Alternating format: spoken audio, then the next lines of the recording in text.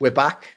It is not your favourite pairing, because to be fair, the favourite pairing was Thorin and Monty. And I don't even say that to diss you, Yamato. For all I know, we can never technically know. Maybe Yamato, Cannon and Monty would be the actual crack, and that would be the show that'd be even more popular. Maybe after all, it turns out. Because by the way, if you want to know something funny about my career, mate, I'll give you, because people don't know, this style comes from when I used to do By the Numbers with Rich Lewis every single week in CS. And so we had our opening. We actually called it something that will be a familiar name to you all, because I've taken it and I've made my own series on my YouTube channel. It's called Petty Grievances. Well, what you do is you start the episode by just bitching and moaning about everything you don't like people have talked trash to you on the internet, or someone.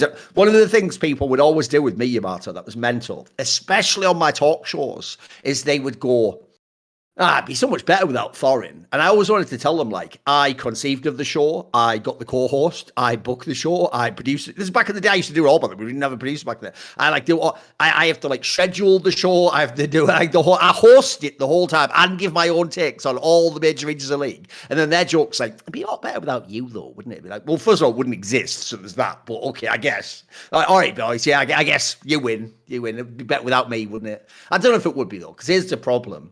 I understand, actually, Yamato. In fact, let's start with this as being an interesting sort of way to get into the episode. Here's what I actually understand, Yamato. Maybe you get it now because you've done a bit more stuff, not as a coach. You've done your content on your YouTube channel. You've obviously been on broadcast a few times. You do a streamer yourself. What people maybe don't understand out there who are fans is one of the best things you can do in any area of business is basically nail your brand and the demographic who are your fans. Like, once you understand those two things, it's so powerful. It can actually be even more important than your raw performance or ability level, etc. What people don't get is I actually sort of have nailed. I've told this story before. Basically, I know I can't go the traditional route, right, which is to just try and be the most, do the casual route, try and be the most popular person who's the least disliked, and therefore you have the greatest overlap of people who could the middle of the Venn diagram. Everyone would like you generally, right? You're just pretty casual fans like you, hardcore fans like you, LCK fans like you, but at the same time LPL fans. No, this is all Kedro, by the way, the shy team. He's nailed all the audiences. He had the Fnatic fan base in Europe. About the only thing he doesn't have was North America, because who gives a fuck, right? That's about the only region he hasn't tried to sort of court or cater to whatever, even though, with that said, I'm sure most of his audience is Americans, because we all are in the English language speaking world. But I know I can't be that person, Yamato. So luckily, I don't ever try to be, mate. I know instead I have to be the person, like what they're saying, where it's sort of you begrudgingly are nah, he is annoying, but it's better that he's on the show and he's wrong, isn't it? I have to be that guy, man. I have to be the wrestling heel where it's I'm never allowed to be at the wrestling heel fucking Hollywood Hogan to be the champion. I'm the wrestling heel who beats up most of the people you don't like, but then I always have to lose to someone right before the belt or something, or in the wrestling. Yeah, I'm one of those characters, but it's okay. I get it. I know I'm in the cut. I know what my flavor is, and I know how to serve it up. Yeah, that's all that matters. I think if there's anything no one can ever take away, is that you are consistent and principled, because that is a very, very thorough line throughout the entire content, and I think no one is as thorough in principle, in action, And I think that's something I've always admired, It's tricky. If I pull up a video from you from 15 years ago, sure, it's gonna be Thorin. It's gonna be Thorin, man. Because don't you think that is actually an underrated skill, Yamato? Because actually, one of the topics, funnily enough, about this aspect of who are people on camera, etc. One of the reasons why people like Cadril run into problems is because, mate, a normal person, you're going to have a really hard time keeping track of everything you've ever said and every position you've ever held. And unfortunately, we are all treated online as though we're like politicians, and everything we ever said is supposed to represent us for all time, and it's the greatest thing ever to go back. People don't know. It does take time to figure out this branding aspect. I actually wonder in your case, this is why I set it up like this. When you initially took that first year off doing content, basically you just didn't have the gig you wanted at the time. So you thought, right, I'll take some time off. You've done a whole bunch of years in being a pro and being a coach, etc. When you initially did that, Do you think to yourself, I'm sure, oh, it's easy. You just turn on the webcam, you talk about the game, and then I make some good points, and then yada, yada, yada. Seinfeld reference there. I have a load of viewers and people enjoy my content. But there's actually the curating your brand part and sort of figuring out who you are and how to make that a thing you can consistently apply, almost like a conveyor belt. It's tricky, right? It's not as simple as you think. You have to actually sometimes think, who am I supposed to be, or who do I want to be in this industry? People have their perception of who you are, but you also have to take part in the process too, right? No, definitely. It's like I was very lucky in the fact that I kind of got slow drip into the being in the limelight and the camera, because I was invited on the analyst desk.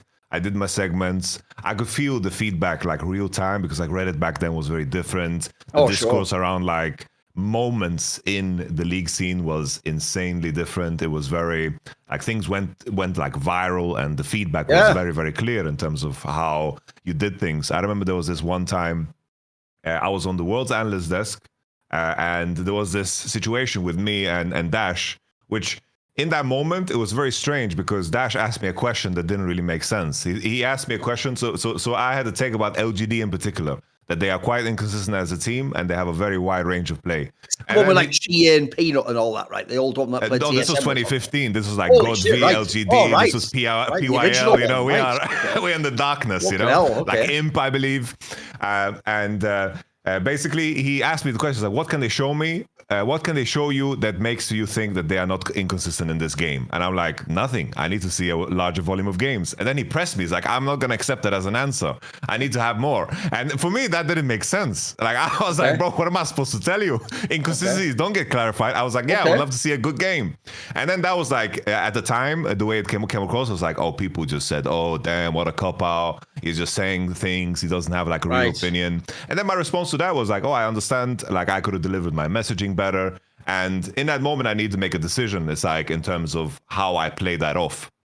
And there's this response video that I did out of my hotel room with a webcam mic on a laptop that just slammed 200,000 viewers. Just because the messaging was right, I owned up to I could have been more clear. I owned up to it, I still said, at the end, that the question was still strange to me. I didn't know what to elaborate on it, but I gave Dash's props for wanting, more in that situation. And there are certain moments in time where the conflict that I have reached is on stream. It's should I be the coach that I was within teams in terms of the professionalism and the standard that I set on teams, or should I be willing to joke around and just have a good time? I've leaned into the joking around part, because most of the early streams was just hanging out with Dom and the boys, and then it's just you kind of fuck around, and that's the thing. It's being a fucking stuck up person there with a stick up your ass is not the place to do it. So, but sometimes I'm wondering if at the cost of that, of having fun and making jokes and being vulgar at times or whatever, if it takes away from the credibility of the coaching history. That's an internal conflict that goes on in my mind. But the bottom line for me was, it's I am trying to make content that I enjoy talking about, but at the same time, you need to kind of be aware of where the wind blows. But I think more than most people, I do think that more than most content creators, I kind of I take time to think about what my opinions are, and I think about things that are important to me and what I choose to speak on.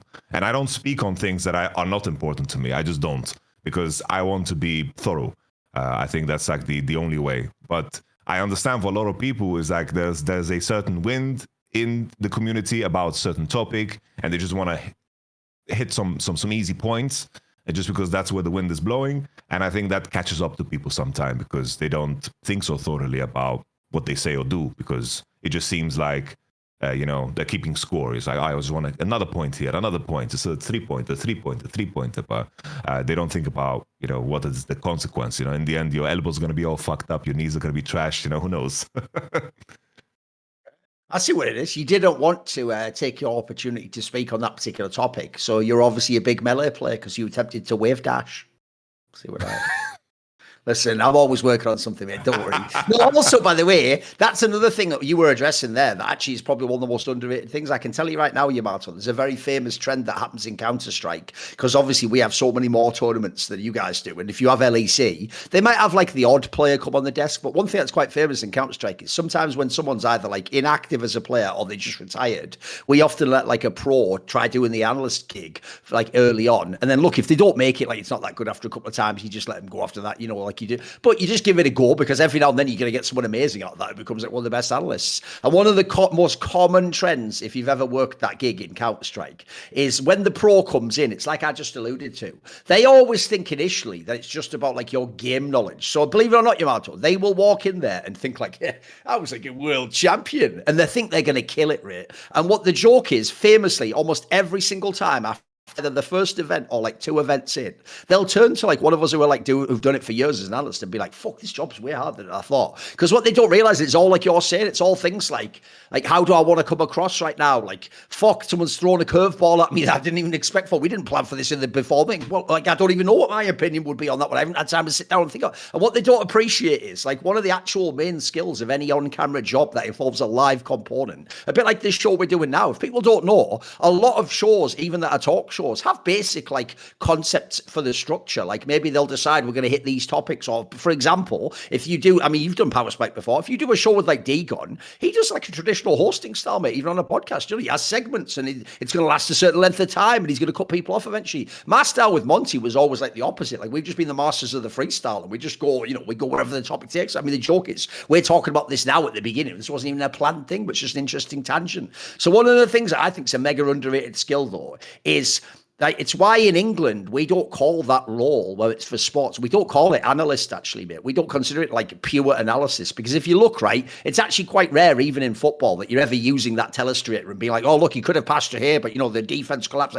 You think that's what the role is. It isn't really. What that role really is about, this ties into what I was saying at the beginning, where you don't have to like me, but I am like sort of a character within the universe of League that you want to know my opinion, even if you think it's shit, so you can respond to it. Is our actual job, mate. We call that job pundit in the UK. And what it essentially means, you know, it's quite simple. It doesn't mean you are a mega pro. What it just means is you are paid to cultivate an opinion and a perspective about anything in the sport. And actually, one of the number one skills, and it's really hard. This is why I would just tell pros, don't be cocky when you come into this job. It'll take you a while to get good at this, is what you just described, which is maybe the host, he's in the middle of his show and he just decides he has an idea or someone makes a point. Maybe he just decides to throw you something, mate, that you aren't prepped for at all. In fact, you've never before that, I haven't had this posed to you. You actually, as you can see, that is an essential skill to be able to say something and to make it not, by the way, be absolute bollocks. Obviously, you are just coming up with it on the spot, but you have to this is why, to tie it all together, that's why knowing who you are is essential. Now you can see why that was like the ultimate thing. If you don't know, by the way, that's famously like the saying, supposedly, that was like the oracle that the Greeks used to go to. It was like, know thyself was the ultimate invocation. Like you should try and figure out who you are because that's going to affect how you interact with the universe. And yeah, that is actually a skill, by the way. The fact that if you throw anything at the person, they can come up with something. It's why in my case, people wonder, like, why do I do so many tangents? Because sometimes I don't always have a direct thing to say, but I might have like a funny thing I can say by analogy or a story that relates to, or a way to get from that to a more interesting topic, which is another skill, isn't it? Being like an off route, but then get back onto the highway, as it were. So anyway, speaking of getting back onto the highway, here's the good thing, Yamato. If you haven't noticed, not just because these matches tend to be earlier, and oftentimes we do this show after we've watched LCK and LPL. The reason I like to start with those regions is, one, they're the best regions. Two, I also do think that they are just the ones, we've discussed this in the past, that the format is just killing it in those regions. Like the fact that both of them have essentially gone to the LPL Ascent group format, so I can just watch. Essentially, I told you, the joke is that's supposed to be like, well, now we've divided the group. No, it's like, for me, you've just taken the trash group and I pretend that doesn't exist and go, see you, Damwon, fuck you. See you, NIP, fuck y'all. And then I just watch the good group and pretend that's all that exists anyway, which it basically may as well be. So one of the awesome things about both leagues is bro, every week when I come to do this show, what I always have to check is like the exact date that like a match took place. Like, oh, did we discuss this last week? And every single week, I'm always shocked at like, bro, there's almost like fucking 2 or 3 like massive marquee matchups that are like the equivalent of like this could be the finals. And obviously we've just had another one. So by the way, I love that format. And 2, I just want fans to think about this as we do this episode. When we get later to LEC and LTA, it gets a bit dark because they've done the opposite format. They've done groups, but not divided by quality. And I actually think the worst thing about the Western regions is the game level was already worse anyway, but the format is just killing it dead, mate. Like, essentially, I don't want to hate on anyone, but I just watched LEC and there wasn't a single game I was hyped to watch on that docket. Like essentially, best case scenario, what I have to like talk myself into giving a fuck about like GX versus KCorp. Like, that's it. There was no big banger matchup, whereas we can start in LCK exactly where we obviously should, which is T1 just played Hand of Life again. By the way, this is why there's a classic thing in CS that people always say. I want to get your take on this because I don't believe it, mate. The thinking in CS is actually very, believe it or not, similar to what people say in League. The original premise of League was that it's actually a positive to silo regions away from each other. Like, the logic in League in the early days from Riot went, you don't want TSM to play, T1 or whoever the equivalent would be back then, because if they play too often, it'll be too obvious T1's better, and you won't really think it's hype. Whereas if instead TSM can only meet like T1 at Worlds after they've both dominated their regions, you can do it like boxing basically. Because in boxing, you always want everyone to be like 18-0, don't you? You don't want it to be like he's 18-4, but they were good fight. You always want it to be that everyone, because every fight's supposed to be the biggest fight ever, isn't it? That's the trick of how they get you to buy.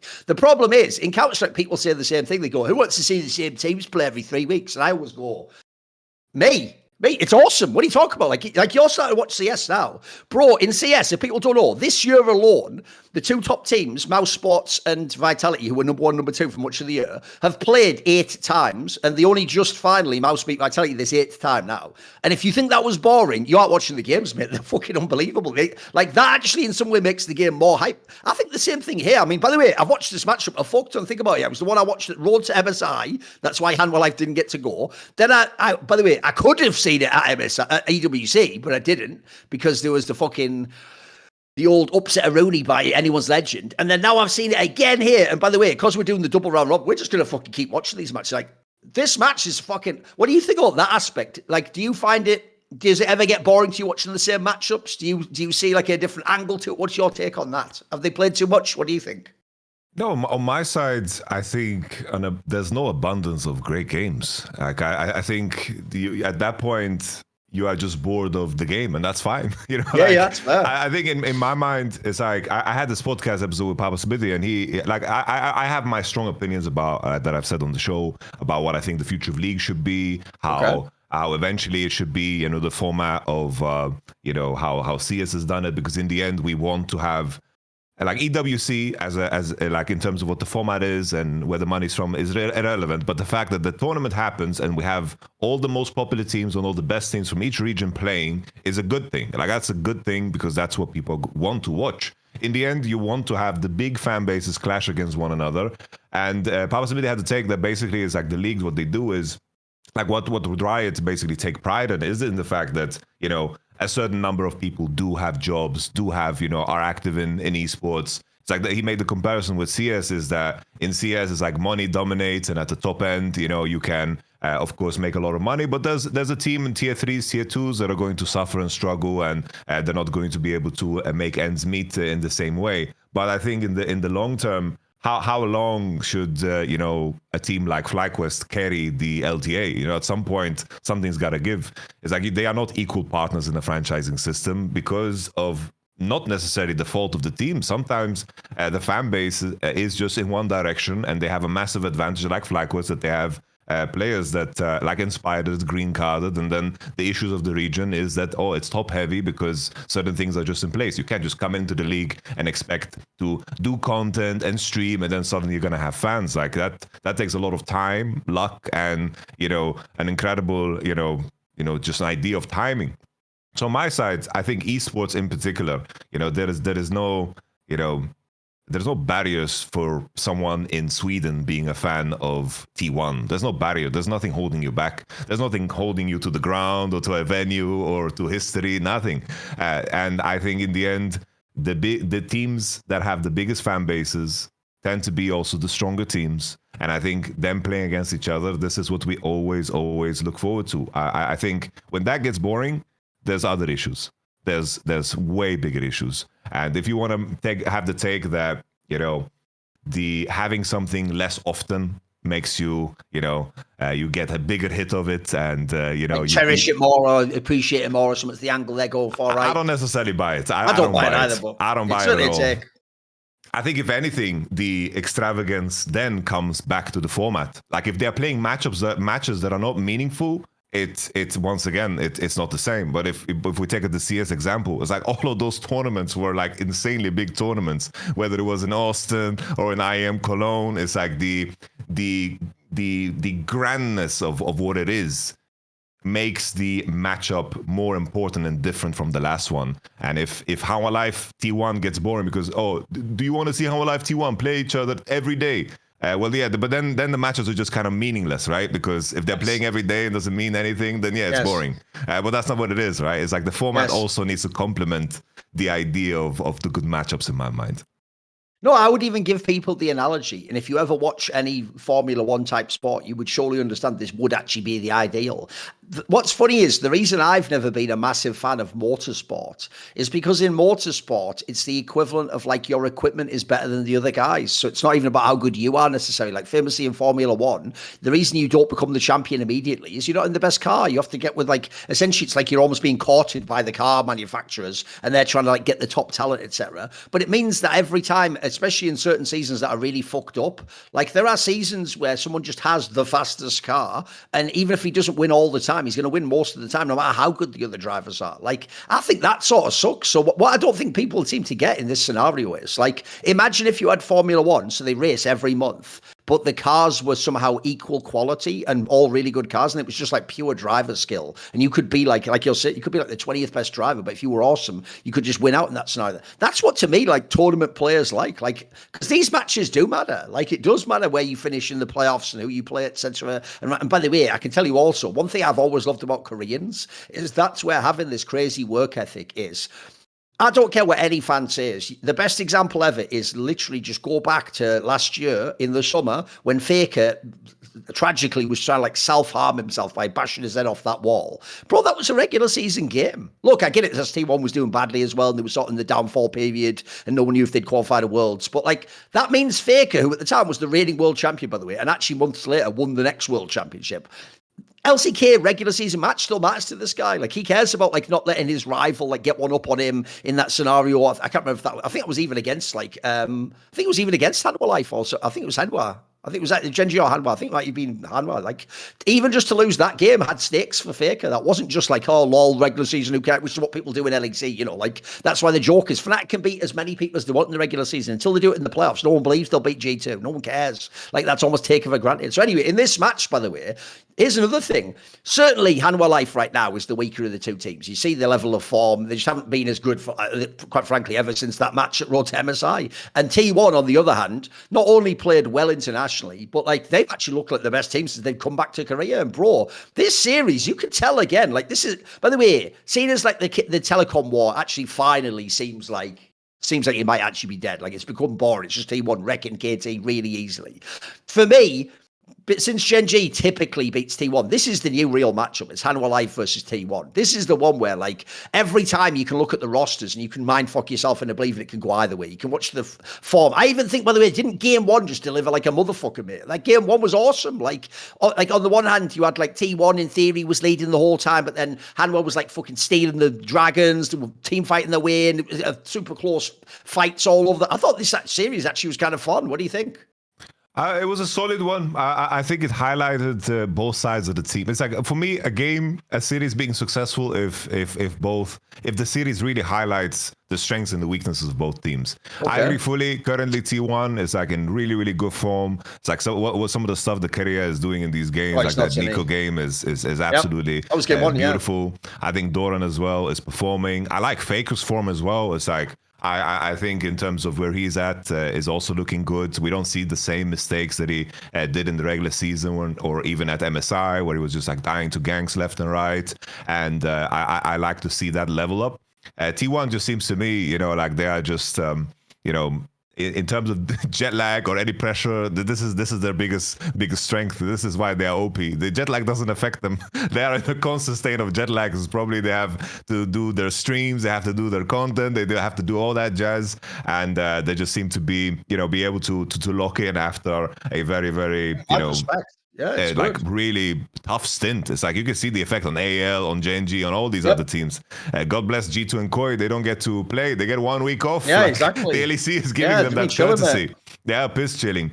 On How Alive side, it's like the same things. It's crazy because looking at this roster, even though they managed in the opening tournament win LCK, which was insanely impressive, I think that T1 and Genji definitely like played worse than they were in the second by far. I think that these are the two teams that needed the most amount of adjustment, I think, in terms of how they played. We talked about how T1's issues. We talked about like Genji. I think they started just very, very slow in terms of how much effort they put in. This was like at the time where we had the Chovy TFT memes where he didn't practice Sulky at all and he wasn't as sharp as he is now. And they really, really ramped up coming into spring.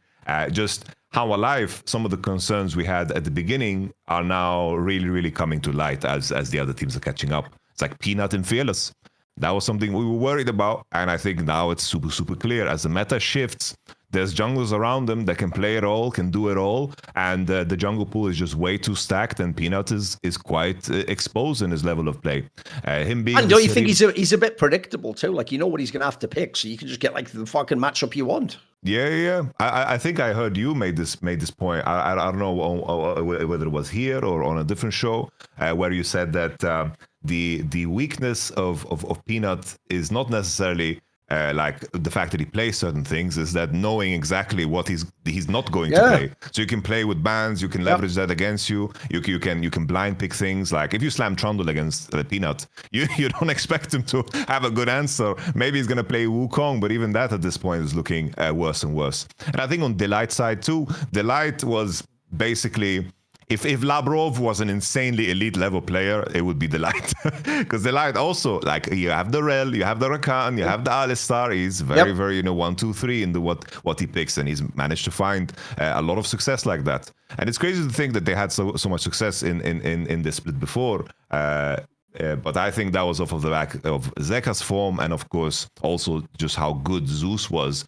at this point in time in the context of the rest of the playing field. But now Zeka is the type of player now, I don't know how long it's been, but it's like he has 2-3 months in a year where he plays absolutely insane, and now we have the slump. I don't know what the recovery phase will be for Zeka, but it's hurting them. It's really, really hurting them in the conversation of the top 3, because still, the way How Alive is staying in these games is because they team fight well. But in terms of their setups, and if the opposite team decides to be a little bit more selective in their process, they play a little bit faster on side, they can find Zeus, they can kill him on side, they can find Zeka on side. The engine of Peanut and Delight is not functioning at a high level, and T1 on the opposite side, I think in the last years of this Zeus, Keria, Gumayushi, Faker lineup, in the last years, T1 has never been this cohesive outside of the team fights. T1 always struggled in the in-between, and they managed to figure it out just because of how good they are individually. But now, in terms of how they move on the map together, how they connect with Thorin, how they connect with Faker, they are playing a team game through and through, and they don't need to like band-aid with playing champions that can execute on an individual level like they did at Worlds with the Bard and the Pyke and the Rakan. I always go back to this example because that solved a very specific problem that Kerry and Ona didn't work together. But now T1, just a very, very well working engine. They're at the point where their teamwork, I think, is the best in the league. I don't think Genji necessarily is the team that has insane teamwork. They are the guys now that individually just make it work somehow to the point where they get to the team fights, and then you're like, yeah, how do you beat these guys? And T1 right now, really well-oiled machine, and I think Ona and Kerry are just the engine that Delight and Peanut should be. Oh, the funny thing is, I actually think if you saw at the beginning of the year, you would have thought on paper Gen G should be the best team if we play standard, not fearless, because they just have like the four big names and like, you know, how we're going to make that work. But the joke is actually because people like Chovy and Kane have got like mad champion pulls themselves, they have been able to go all over the place in fearless and they've not just fine, they've thrived. The sad thing is, I actually do think it is Hanwha. Like, remember when they made this move in the off season, everyone thought it was only going to be one split of fearless and it was almost just like, you know, an exhibition split, the least important one, and the rest was standard. Like, this is actually where I do feel sorry for teams, because if I look at this roster on paper, Yamato, bro, this is unbelievable. If this was standard draft, this lineup might actually be like the best team in the world. Like, it would be really sick, because as we say, especially jungle support, mate, they would have no fucking problems whatsoever in standard. In fact, think about it. They would be stronger than we've seen in the past, because when someone like Zeus comes in, that's a whole bunch more bans right there, mate. There's like a certain, like a Gwen ban angle, and then a time when you can't get him on certain things. Like, it would have made their positions more powerful. And then, as you say, then all day long, mate, you can just have the Maokai and the fucking Rakan and whatever else you want. Whereas actually in Fearless, yeah, that's something I have noticed is like sometimes you just don't even have to ban them because you know what they're going to play. So what you do instead is you just get the favourable matchup, or you get the comp that works against it. Oh, I actually had it the wrong way around. It was game 2 was the Nico game. Game 1 was that Bard game. There's another reason, by the way, why I think T1, even though no one expected them to be this good, is so insane again. Bro, every single year, I'll tell you another factor. Just like you're right, Zekka always has like a split where he's just not that good, at least. Bro, every single year, there's at least one split where Carrier just goes like out of this fucking universe, mate. And nobody who plays support, like every other support must just be obsessively watching this guy's VODs. Like, we're already back like 12, 13 years ago in the Mad Life Matter territory, where I can tell you every Western support player just used to not only watch their VODs, but just watch them like baffled, like, what the fuck are they doing? Like, this, I don't even understand why he made that play. Like, how could he even know? That's what it's like. Because when I watch these games, like, mate, think of all the other things Kerry has in his locker. He probably is just like the best Bard player ever as well. Like, he's so fucking insane on that champion, mate. It's nuts. His Nico is fucking bonkers. Like, in that game, you could never actually fucking bust the base open because this guy will just catch you with an equal or something. Like, he's just too good. Like, listen, I'm very impressed in general with the level of T1. I agree with you. Like, as a team, they're actually way better and more cohesive with Thorin than anyone thought they would be. And actually, individual level-wise, a lot of them are almost at their peak for the year so far, so they're really powerful. But Carrier is just fucking above everyone for me, mate. Like, I think you would struggle to find any support players on his level. It's why the closest he could come to actually wasn't even Duro, really. It was everyone thought maybe Kale from the LPL would be able to do it. I don't think even he matched up, mate. This guy's just the best. It's ridiculous how long the list is of champions where Keria is undisputed just the best player to ever play it. It's crazy. Whether it's Bard, Pyke, Tam Kench, like Rakan, there's a lot of competition. That's why I said it's cool that Thresh came back. I'd love to see him play more Thresh, mate. There's another guy I'm in for it. If you want to play that champion, mate, you're just stud. It's so unfair at this point. Super unfair. I think in terms of the Keria Gumayusi duo, like that just works. It's like Gumayusi, very stable. I don't think he ever does anything crazy and flashy. Just keeps the CS numbers up, lanes well. That is his job, which is perfect with Keria. Maybe if Keria played with someone that is like maybe Keria Viper is something that wouldn't work as well. Maybe because of the contrast of how they like to play. Viper likes to drive the game through himself. Sure, there are cases, for example, last split where Viper was like, okay, I can play the MF and chill out and no problem. Maybe he has that skill set because Viper is that good. But still, Gumayusi and Keria complement each other quite well. It's like in that bot lane, Keria is the carry. And I think for a lot of, like, what other bot lane can you say that for? I don't think anything really stands out. This is the one. It's why I've got a question that'll hurt people's feelings, aka classic Thorin material, right in my wheelhouse. Comfortable, moisturized, unbothered, triggering people on the internet. Oh, you moisturize, all right. So, listen, with the right products, maybe we'll get to that later. So one of the things that I've always had an issue with T1 fans is because they do come at it from the K-pop angle of like, imagine it was a boy band, who's the one I relate to and who's my archetype? Or maybe even if you actually literally are a teenage girl, who do you think's good looking? Who would be your dream guy? And of them all, I always think the problem is Gumayusi. It's weird because I don't know how, we've discussed this many times on so many insights. I don't actually know, as in when Monty was here, but I don't know actually if you're aware of this, right? How much do you know about Gumayusi's brother, by the way? I don't know how much you know about this. How much do you know? It's a former soccer player, no?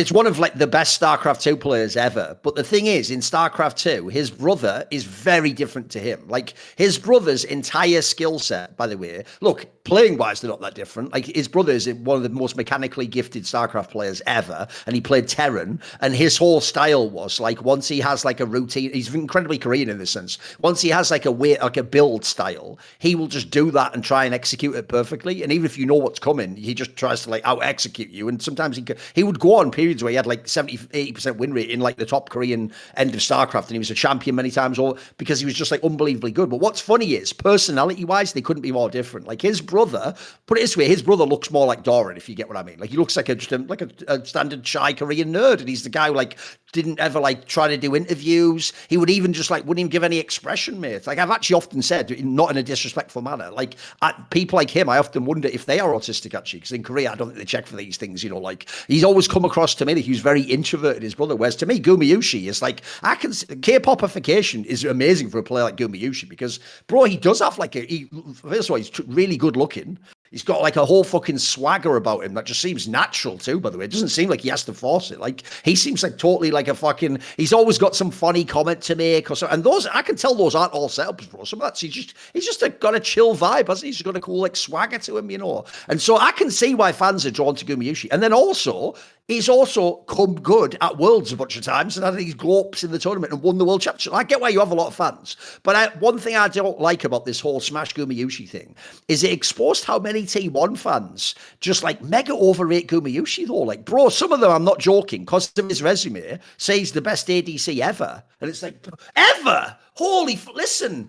I will say this, if you have a resume that's like you won Worlds twice, you were in 3 straight finals, and you won LCK, you know, and like, yeah, okay, you can be in the conversation, but I have to say, if I'm doing that conversation, if this was the off-season episode, you might, where me and you were talking, like we say we might do, like who are the greatest people in every position, in the conversation, I would do what I'm doing now. I'd say, right, Gumayushi gets to be in there because of his resume, but I'm sorry, we would very quickly eliminate him from that conversation because like how level of ability, you know, like people like Deft, Viper, Rumler, Uzi, they would probably all stay in there while he would drop out because we have to narrow it down to the absolute best of the best of the best. One of my problems essentially is this, is if you just look at his resume, yeah, he's one of the best players of all time. My problem is though, I can't look at him as an ADC and ignore that I think he has the best support player ever, bro. And as we were just discussing earlier, not just like a really great support player, he has like some, Carrier for me is on like that matter level where it's like you just transcended support as well, mate. It's not like you're just like awesome. Like think about what we were just discussing earlier. If you put Delight in a standard format and give him his best 3 or 4 champions, he could look like the best support player in the world.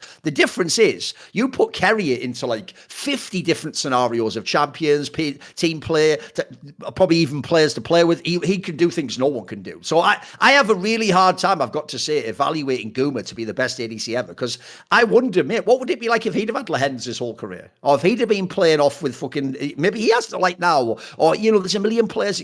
What do you think of that angle? Like, how do you evaluate Guma's career? But bearing in mind, there's this giant shadow for me of Carrier. Like Carrier, I agree. I think in that lane, the boss of that lane is Carrier, not Guma, unfortunately.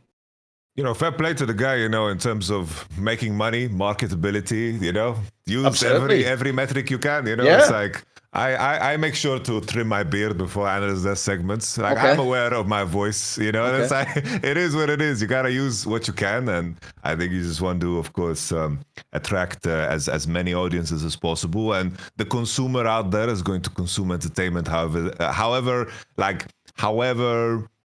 silly way they want to do it, right? Yeah. It's like the way I watch Formula One is very silly. It's like I don't know anything about, you know, the tires heating up or the battery on the DRS. I just look at Oscar Piastri. I like him more as a driver, as a personality. So I want him to beat Lando Norris, because Lando Norris, some of the things he said in interviews just rubbed me the wrong way. It's just you're just on like, some anime shit, right? I get it. Yeah. It's like I just see Lando Norris. It's like he's like, oh, the way he's talking about Max Verstappen. It's like, oh, I can't beat him. He's too good. It's like I don't want to hear this. Then I want the other driver to win in the McLaren. It's like, obviously the McLaren car is really OP. So it's like very surface level, very silly. There's nothing technical about it. And I think in terms of the average fan, it's like, I think it's surprising how, for us especially, because we consume so fucking much, the average fan like watches like 1 game a week. No, exactly. You know? Yes. Back on the topic of Gumayushi, you know, I think that's the main thing that I think is a knock towards like the T1 players, you know, is that they managed to do it in the same roster, and in segments they have been the best team in the world. And usually, I think when you go through the line of thinking like Gumayushi, how would he look like on a different team? Like that's a very tough exercise to do just by the nature of Keria and his role on that. It's like we don't know how he's going to look like. It's something like one of those situations where you look at Yike in G2 and we think on the next team he's going to perform better, or like Jojo Pune leaving C9. We know he's going to not have the same problems in the next team. It was just that dynamic needed to dissolve. Here with Gumayushi, I have no idea how it would fare, because Viper as a player, he had to go through a lot of shit. Ruler too, Uzi too. They had to go through many different alterations, and they had to transform themselves within those contexts. Like Viper was left behind on Griffin and was suffering for the longest time before he went to EDG and won the World Championship. And that character development, that is a true test. I think Crownie as an European player is a great example, because like, I remember Crownie when he was first time in the LEC, he would be like the type of player that, he would care super much, he would try very, very hard. But I remember also he would be, he would be the type of guy to like complain about his teammates, not see the responsibility he can take. And then after falling down, he had to reframe himself completely and see oh, I need to take a big responsibility, and the chance that I have is a chance that I get. And eventually he became an MVP level player in BDS, who's no longer in the LEC, but that's a different story. That builds character. And I think Gumayushi, it's hard to know exactly how good he would be, because mechanically, obviously, he's really, really insane. But there is a specific pocket that he plays in within this team that works so well within this team. The expansion of that would be the big question, because in the end, there's been scenarios where he had the Kaiser Zeri meta and he couldn't, do his play, and they tried to adjust to it and it didn't really work out. And that's, of course, almost like a window that you open into a different future or a different type of world where Gumayushi would have to take a different role. I would still think Gumayushi would be like a top 3, top 4 ADC, no problem. But would he be, in the pocket where he's the best, the same way you're describing the Light being the best on certain champions? That would be a tough exercise. Definitely. I think the other guys that you mentioned, like Ruler, Deft, and of course Viper, these are guys that have just done it all in many different ways. Many, many different ways. I actually think in general that is going to be at the end of League of Legends, as someone who's the historian and wants to have these great convos and do lists and, who were the greatest at the... I actually think this specific core of T1, essentially everyone except Doran, the ones that was the OFGK of the last 3 to 4 years, they will be the hardest players to actually analyse in the history of the game. I mean, even Faker himself, because he hasn't done it as the best mid laner or the best player in this era, but he's won a lot, and he has had times where he contributed I wouldn't always, here's the thing, I would never say he carried the team, but I would say sometimes he made the pivotal play, or we can infer made the great call that was probably big. The problem is though, I agree, when you look at all the roster, it's so hard to actually evaluate them against other people, especially because we don't, like you say, for the people like the OGKs, we don't have any contrast. Look, I did see Keria play with Deft, but that was so long ago. And the difference is, if anything, I'd actually love to have seen this Keria play with that Deft. That would be unbelievable. Back then, it did look a lot more like... The joke is, Keria actually was considered if you remember at the time, it was Keria and Pioshik. They actually had both kind of the same rep. They're people who have some potential. Sometimes they look really good. Sometimes they look a bit rough, and you go, oh, fucking Chovy and Deft are getting inted.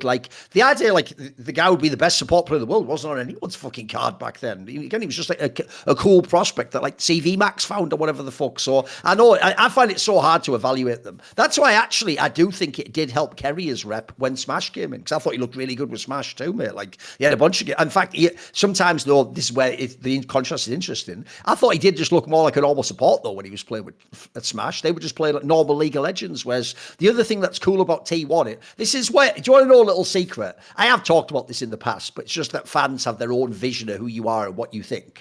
I'm actually very similar to Dom and Monty, which is, they won't believe this because a lot of the discussion about players is about their reputation and what fans think and public perception.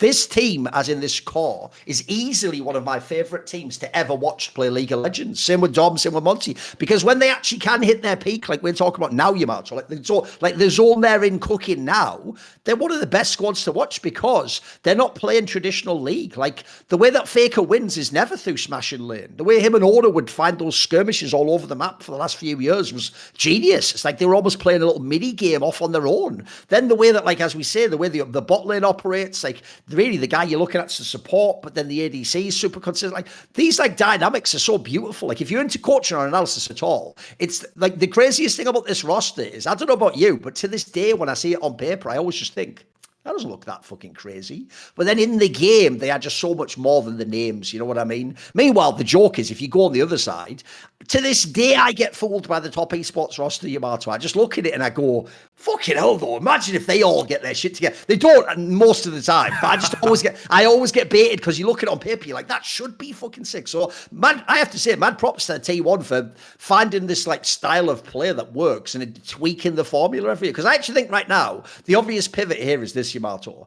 They play Gen G again. I know they only played it last episode. They play in this next week. They're going to play again in the regular season. And I have to say, this one has the potential to be the spiciest one of the year so far. And I say that despite the fact MSI finals between these guys. Because, bro, if you think about it, if T1 wins this one, Yamato, and beats them twice in the regular season, like, you have to argue, you have to really consider maybe T1's going to win the summer split, which wasn't on anyone's radar for ages now, mate. In fact, even coming back to Korea, Gen G was supposed to be the kings and keep that win streak going, and maybe they were going to do an undefeated split again or whatever. Like, this game right now, it's only a BO3, but holy, if this is like a T1 win, mate, right now, you'd be pretty hard. I feel like it's a 50-50, mate. You just pick whoever you think's better. Like, I know Gen G, I think, should in theory be better, but the form-wise, you're going to give it to T1. This will be spicy as fuck if T1 wins this one, mate. Then it's game on, mate. Then it's game on. No. Maybe they can even win worlds if they win this one. Who knows? Who the fuck knows, mate? But before I just wanted to, the T1 Gen G thing, I just wanted to add to the previous point, like, it's crazy in the point of comparison that we've never had a team that stuck together for that long.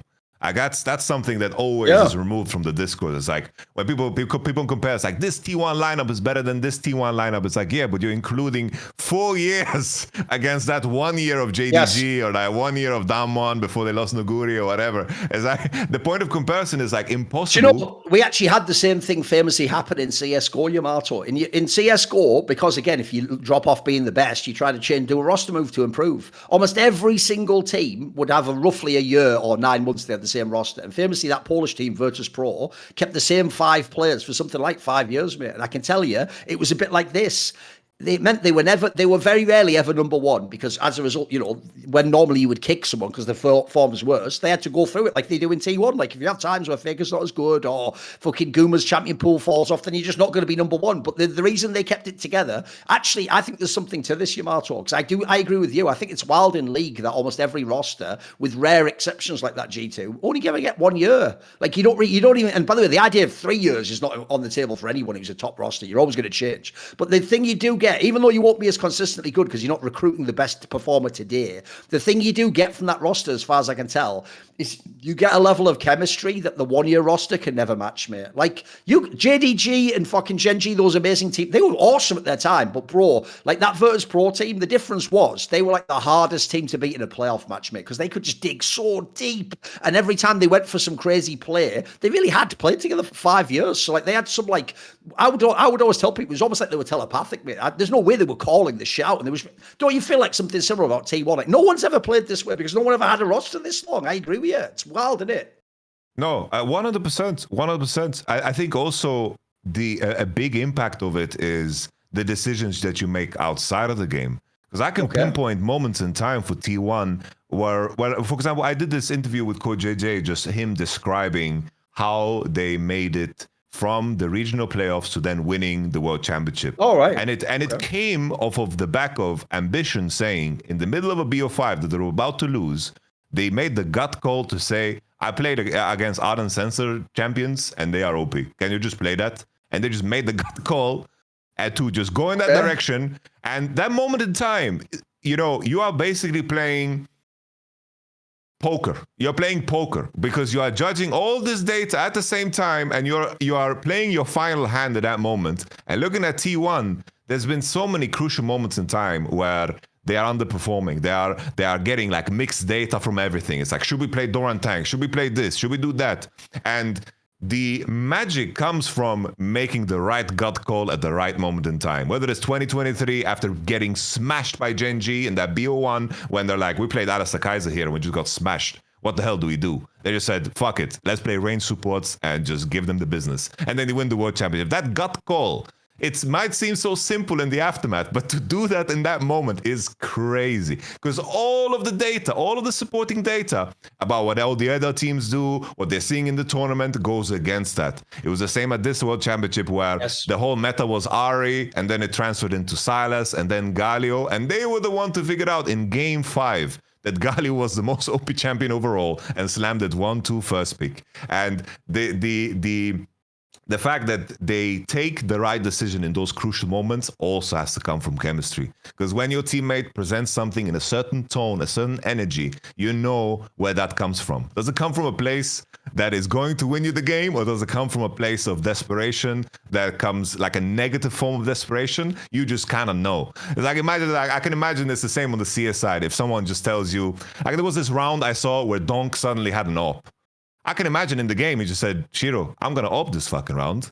And he said it in a way that just was believable. And then he just gets 2 on the opener, and then that's it, you know? It's like, it was probably sudden, but that level of trust, to build that really, really takes time. And those decisions, especially in League, really, really add up quickly. Because I can also bring an example of the Fanatics Miracle Run. It's like, we were so close to losing time and time again, and we had this gut call where we are playing into Yuumi, and we are playing into Yuumi. Everyone thought we were crazy, but the Twitch Lulu reigned supreme. We managed to make it through. And in that moment, all of these things are coming towards us in terms of data. It's like, Yuumi, ban Yuumi, pick Yuumi. What the fuck are you doing? But we just trusted the gut call and we just went with it. And it's crazy how those little decisions that mean everything can decide everything, because you're dealing with so much random fucking data. Well, speaking of making good decisions that can actually impact more than you think about in your way of life. The thing about Koreans is, Yamato, they're actually very fastidious when it comes to their skincare and hygiene products. So do you have any thoughts on that? I have just one thought. And that thought can be summarized in one word or one name: Mando. Mando we talked about at great lengths. And, you know, people talk about aura so much nowadays. What is aura really? You know?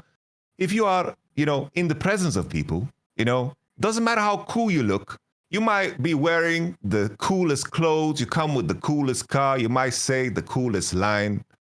But if you smell bad in that moment, none of that matters. None of that matters. None of that matters at all. And that's why you need Mando products, because they keep you covered for 72 hours. Created by a doctor who saw firsthand how normal BO was just misdiagnosed and mistreated. As mentioned, clinically proven to block odor all day and control odor for up to 72 hours. So you can keep that aura forever, you know? Even if you don't have these cool clothes or whatever, and you just walk past people, the senses will tell them the whole story of who you are. You can smell like Mount Fuji. You can smell like Pro Sport. Clover Woods. I don't even know what Clover Woods is, but it sounds like some 007 agent, you know, parking his car in some hut somewhere, you know. It's the opening scene of some Mission Impossible. Clover Woods, baby. Clinically proven, as mentioned before, to control odor better than a shower with soap. You know, I don't know what kind of psychopath only soaps themselves up and just goes out there in the wild. That's crazy talk. 12 hours after a shower, you know, a man's grundle just goes in wild. You know, you're going for a night out, trying to pick somebody up, and then boom, you're sitting there trying to question yourself. It's like, am I ready for this? Did I sweat a little bit too much on the dance floor? With Mando, you're covered. Whole body deodorant, that's a concept that I wish I had growing up, you know. Always that you're standing in the mirror, you're looking in the mirror, and you're like, can I use this random ass stick with like aluminum and paraben in it? Can I use it on areas of my body that is not designed for? You know, you don't have to think about that at all, because this is paraben free, aluminum free, and you can put it on your whole damn body. So your grundle, your sack, any crevice, any crack, Mando's got you covered. Whole body deodorant. Mando starter pack is perfect for new customers. Comes with a solid stick deodorant, cream tube deodorant, 2 free products of your choice, as I always mentioned. Deodorant wipes, very easy to keep with you. You can just on the go if you need it for some reason. 72 hours doesn't get you covered and you're on the journey, crazy journey of your life for 100 hours. Deodorant wipes are very easy to keep with you. and of course, free shipping. As a special code for listeners, new customers get 20% off site-wide. That's not only on the starter pack, that's on everything with, of course, our exclusive code that I'm going to pull up in one moment. Just going to scroll up here. The code is, of course, summoning. Very easy. The show is called Summoning Insight. Summoning is the code. So use code summoning at shopmando.com for 20% off site-wide plus free shipping. That is shopmando.com. Please support our show and tell them we sent you. Mando's got you covered. Protect your pits and smell great doing it. Right, a team from the LCK, Yamato, that I want to talk about. We've only touched on this in the past, mainly from like the BDD angle and like why don't they change the roster, etc. Bro, one of the things that's actually a bit brutal right now is the LCK went from being super fucking hard in the last two splits. Like I actually thought they did have a bunch of teams where like, fuck, whoever they send to international should be good. Mate, it's such a light fucking league now though. Like it's basically like a big three. And even then, Hanwha Life at the moment is behind the other two. Like if you think about it, if you go back to last split, like it was actually, people forget this, before T1 like cracked everyone off in the playoffs, it was actually fucking KT that was like getting way better. And then if you remember in winter and for the first half of the spring split, it was Nongshim was a fucking sort of really good, even D plus was good back then, right? Mate, KT Rolster is completely fucking imploded, bro. Like they just had this last week where they played both Gen G and T1, and fucking hell, this is just depressing, mate, because like even when they're in the game, you never believe they're going to close the game out. BDD will get leads or get farm, but like if you look at it, it's like he's not the player who's going to like hard 1v9 a game. Like he has to have help. And then, mate, this actual Gen G one was the backbreaker completely, because Gen G is looking beatable right now because they've just come back from the double international success. They've lost to T1. They clearly look a bit more burned out. Mate, you are not going to get a better game from Dokdam, who I'm not even a fan of, than in this fucking series, mate. He actually had one of the best games he's played for ages at this point. Basically, since he was in that FPX team, and he would have the odd good game. Like, mate, I don't know what you can ever hope for, because at the moment KT is just literally irrelevant. Like in theory, that fourth spot is right there. Like he should be there competing for worlds and all, you know. Like, but at the moment they're just irrelevant. Like, what do you think's wrong with this team? What's the problem for you? But I think they've done as much as they could. When I just look at this roster, it's like Peter, Jokdam, Perfect, Cuz. Like these are not players that should even like maybe Cuz in his best days. Could be one that breaches, into top 2, top 3, maybe. Because I've always looked at him as a player that just plays very few champions. For sure. Yeah. He's like his best has been when he's been allowed to play the 3 champions on rotation over and over again, because the rest of his team has just pulled so much attention, whether it's like T1 or KT. He's been good. But I look at this roster and I feel like all of the opportunities that they got in the previous split just came off the hand of like T1 not being ready, the other rosters having flaws, like D+ falling off. Because in the first split, D+ hit the ground running and they were up there. I think KT, in a strange way, I think that they have just capped out in terms of what these players should be capable of doing. Because I don't see a world where a player like Jokdam or Perfect suddenly breaks a new seeding. Because BDD is great, and there's a world, the conversation that always happens, like BDD should be on How Alive instead of Zeka. Like I can see that angle. I can see it. Some LPL team. The thing is, the Peter guy. That's why. By the way, I actually low key love Yamato when people. It's always fucking support players, like that guy in the LPL, Mark. Bro, that even sounds like you're just a character from The Office. Like, what are you doing there in a pro game? Like everyone else, like Kerry at Gumayushi, like. I'm Peter. It's like you even sound like a temporary fill-in, like the replacement teacher or something. Like these guys fucking suck. They're at best average. You know what I mean? Like I don't know why these guys. How do these guys get in pro play? Like how is this Peter guy in this fucking team, bro? What are we doing right now? This is nuts.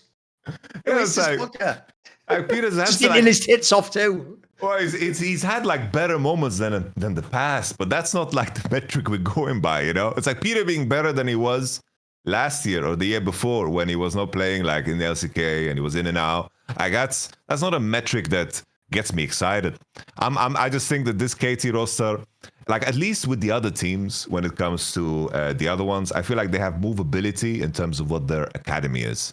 Because like they are very, very active. Like the other teams are very active and aggressive in terms of utilizing their academy teams, while KT just lost a lot of their talent to the other teams. So they don't have like super exciting players. I believe like Jiwoo is someone that they lent out, that is now base for like bench for Right. Trigger. Like the other teams like BFX, they're like moving players in between their rosters. Bro 2, that is something that they can try out in hopes to maybe find like a new city. There's a world where KT as a team coming into next year, maybe they pick up some of these like performing players on the other teams. Like you can make a team with KT and Nongshim together, and you add like Diablo to the mix, and then suddenly you have like a team that could maybe break into top 3. But I think any wins that KT, Nongshim, D+ will ever get against the top 3 is going to be based on the idea that these guys have their own internal issues. They are playing like different levels of league. And now LCK, I feel like, is finally shaping up to the point where, you know, these teams, Hanwha Life, T1, Genji, they have so much resistance against each other regionally that the improvement just almost has to happen. It's like you have so much resistance in the league that you can't get away with being bad. I'm happy that Genji lost, because they shouldn't get away with shit. If we look back at the last split when T1 almost like won games against Genji when they still got 2-0'd, like those games that Genji kind of got away with. Having that resistance regionally is like the healthiest thing possible, but it also means that the top 3 teams will be sharper than ever in a regular split game because they need to be ready for the best. You look at G2, for example, last year. Like they came in regionally, and it's like there was no team that was like competing against them last year. So they just kind of fucked around, and there was no resistance. The same thing we see in LTA right now. Like Flyke was in C9. I believe them to be the best teams in North America easily, but they're playing bad right now because of there's nothing that sharpens their steel in the league. So on the KT side, I think that they have achieved as much as they can. I think the roster is just tapped out. I also think this Gen G series, if no one watched it, you're going to look on Leaguepedia and go, 2-0 gives up. KT probably should have won both of these games. Like, the first one is beyond criminal, Yamato. It's like, it's one of those games where, for real, you could do the meme. You could literally see KT, like, pushing in the base and opening up the inhibs of Gen G. Then you could go, I'll just put the kettle on. And if you came back, the game would be over, and you'd go, oh, KT must have won. What, Gen G won? Like, because all they had to do was win, like, one fight around Dragon and win the whole game. That's another thing. I know what you mean, because I'll tell you what, this actually reminds me of when Genji was doing games last, when it was the undefeated split. It's not they were never behind. They would just always win regardless, though. And if you ever give them an opening like that, this is the real problem with this. Is like, on the one hand, I want to give KT some props because they actually had some like early game players that were good, etc. But fuck, like, there's no way they would ever beat Genji in a best of 5, mate. Like, they couldn't close one of these games out. And even worse, they did that thing where they looked like slightly fucking, they look like in the team fights, people's brains just turn off, mate, which is the worst thing of all time. So, like, if you even watch the fight I'm talking about in game 1, for most of the fight, you'll actually think KT's going to win it and close the game out. But they do that thing that I hate, where it's like you target select the wrong people, or one person's just hitting the tank the entire time with all of their abilities. Like, oh, it's brutal. Like, that's the thing. I know what you mean, because on paper, like, I don't expect much from this roster when I look at it. They certainly should never be on the level of a Gen G, but somehow you're in that game, mate. You got to take that opportunity when it's there. Come on. Oh, definitely. Like this is the best you're gonna get. Like, you're not gonna get better than this. I think Gen G is going to ramp up. Like as you alluded to, like this T1 Gen G game is super hyped. This one is way more hyped than the previous one. Yeah, now it's removed from all of the question marks in the context, and T1 currently is looking like the best formed team in the world right now. That reminds me, we forgot to mention this, which is one of the maddest details ever. How did we forget this, Yamato? It was on the last episode. Even though we are in, I'll actually check, we are in it's coming now to the 3rd week of the summer split, except now it's called rounds 3 to 5 of LCK. And Gen G could actually just literally do nothing, Yamato, and lose every game because they're already qualified to Worlds, which is like, what? Like, even though I get it, the way the circuit works, there's something weird about that. Because in the past years, we all laughed at, like, you know, oh, Rogue's done in the summer. Well, Gen G is already in Worlds. They could actually just in every game now. That just seems a bit bizarre, doesn't it? Like that feels like, because the problem is, listen, Gen G will keep trying to win and all of it, but I feel like you shouldn't like allow someone to know that they could just fuck around for 3 months. You know, like hopefully no one will be incentivized to do that. But that just feels a bit weird that you can. The same way you can be eliminated, like in the LPL, like goodbye, your year is over, and mate. Like now they say, oh, welcome, we just got to August. You don't have to do anything now. Like that's a bit weird. What do you think of that? I just don't get why. Like, why didn't they just reset? Like, what's the point? I don't know. It's just the things that the LCK tried to achieve with the format seem so useless. Like, we only have one trophy, so we need to have everything be connected together. Or LCK Cup happens, so we're gonna disconnect that from everything. And Faker's playing his 1000th game now, not before in the LCK Cup. The metrics that they tried to achieve are just so silly. Like, I don't know. Like someone came in, some old dude in the bottom, like, we need to do this. We cannot do it. So, but why? It's like nobody had the guts to ask why. They just did it. That's how it feels like. Because they could have easily just said, now it's this round. They qualified. There we go. This round. I like because it's weird because it's like the only reason the score continues is because there wasn't a final. But there wasn't a final, which is the core problem. There wasn't a damn final.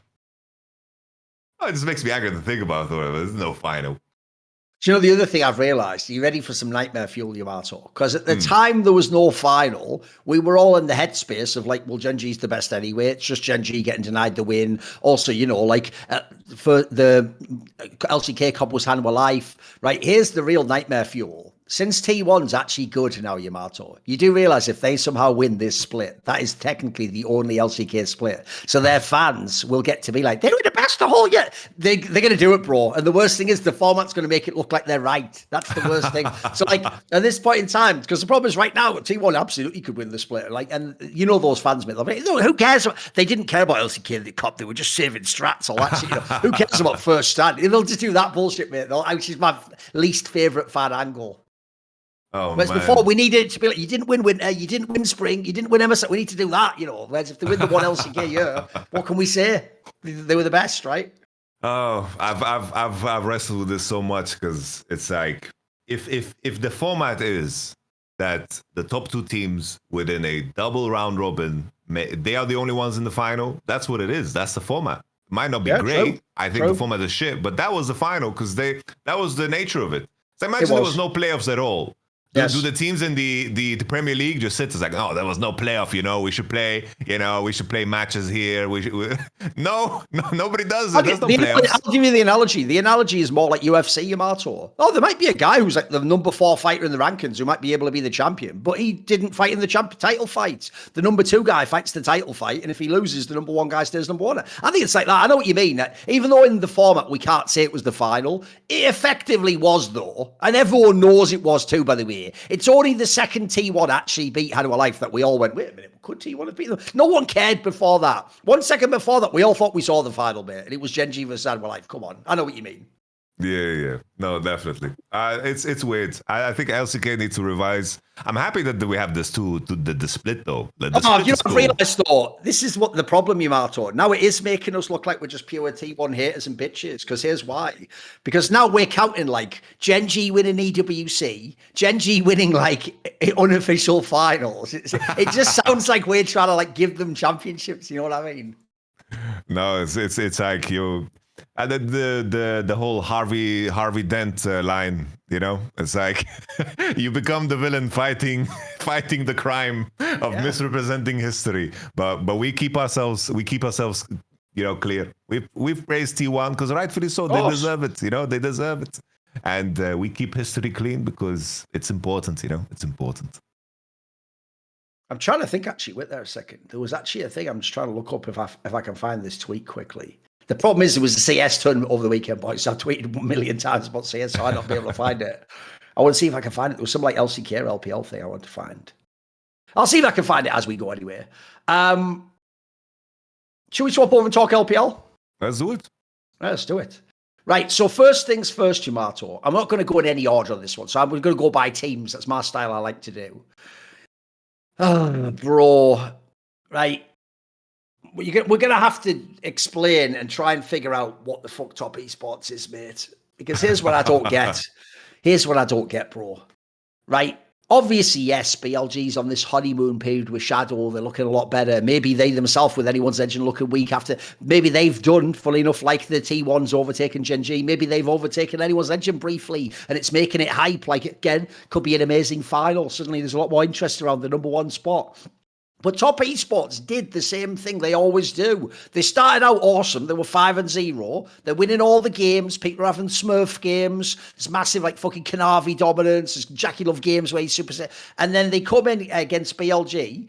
And, bro, there's something, like, in the DNA. It's like once you put on the Top Esports jersey, it just, like, infuses it. It's like the material infuses with your DNA and makes you a fraud like or something. Like, shit. what is it? Yeah, but it just makes you a fraud at League of Legends for some reason. Like, every time, it's like the moment you should be good, you just fraudulent as fuck. Like, what's wrong with this team, mate? Like, on paper, they still should be, like, a potential champion of the LPL.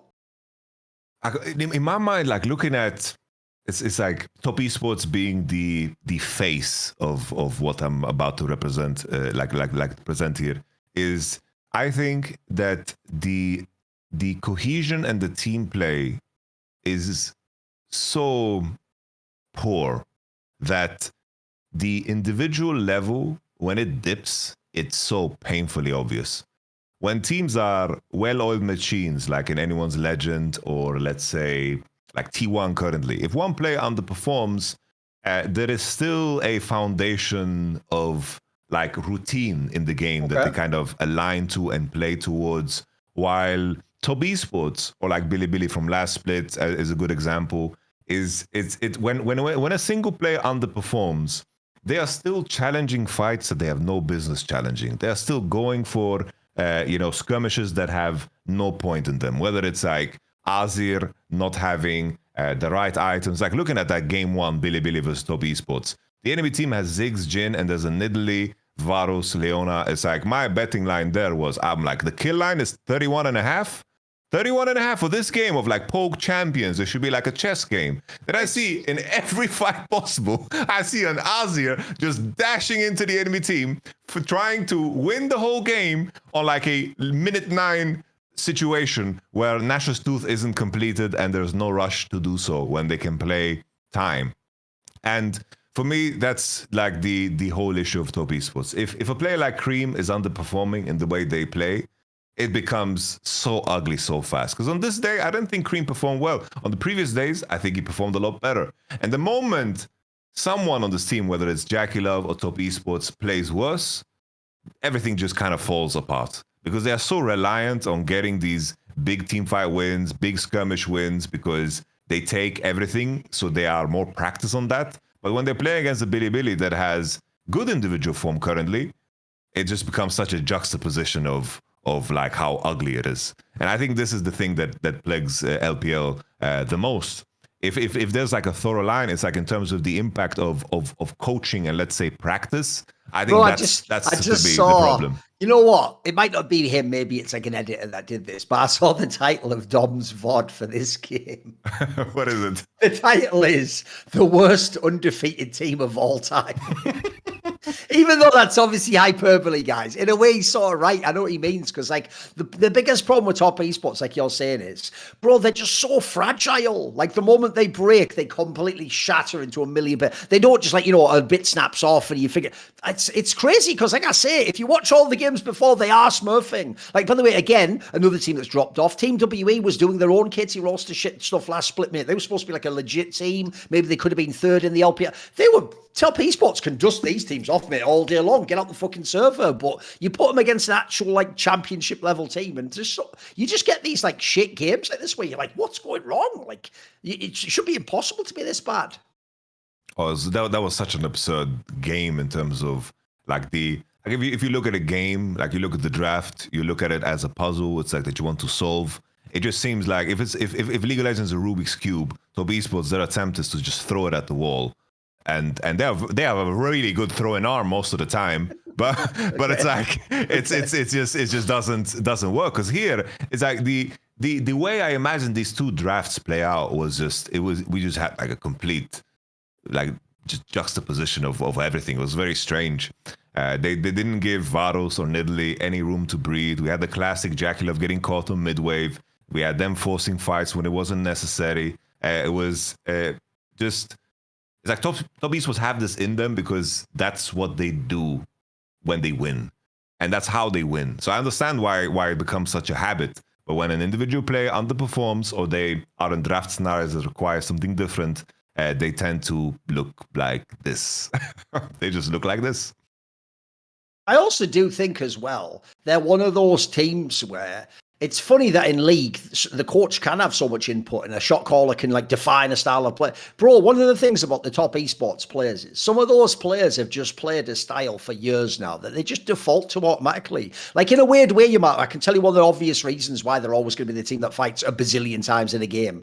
Because when you have 369 and he is on a tanker or bruiser, he's one of the best ever at going in and peeling and then fucking up the other team. And then Jackie Love just is always, mate, like if you want the analogy, because they call him the marksman, the analogy would be Jackie Love doesn't even have a safety on his gun, bro. It's just the trigger, and his finger's on the trigger 24/7. He's just waiting to pull the trigger no matter what. Like, these motherfuckers just always want to go in. Like, I know what you mean. Like, they're not doing that thing where, like, the Korean style is, you know, you dance around the object. Is this the right fight? Oh, we can still pull back from that. It's okay. We can sacrifice that guy. Like, LPL, it's why I actually do think, Yamato, you don't actually get enough credit. To be fair, you did fuck up, like, early LS on, which is what you have to do is you should have had an editor make a short video on your YouTube channel years ago defining a concept, and it would have been more viral, I think, because I always told LS before he had his clips channel, his problem was he would give this like straight fire, like, you know, concept or like theory around the game, but it would be in like a 7-hour Twitch VOD, and it's like no one's ever going to find that, mate. And you're going to go, I've talked about this before, it's going to be like no one can find that.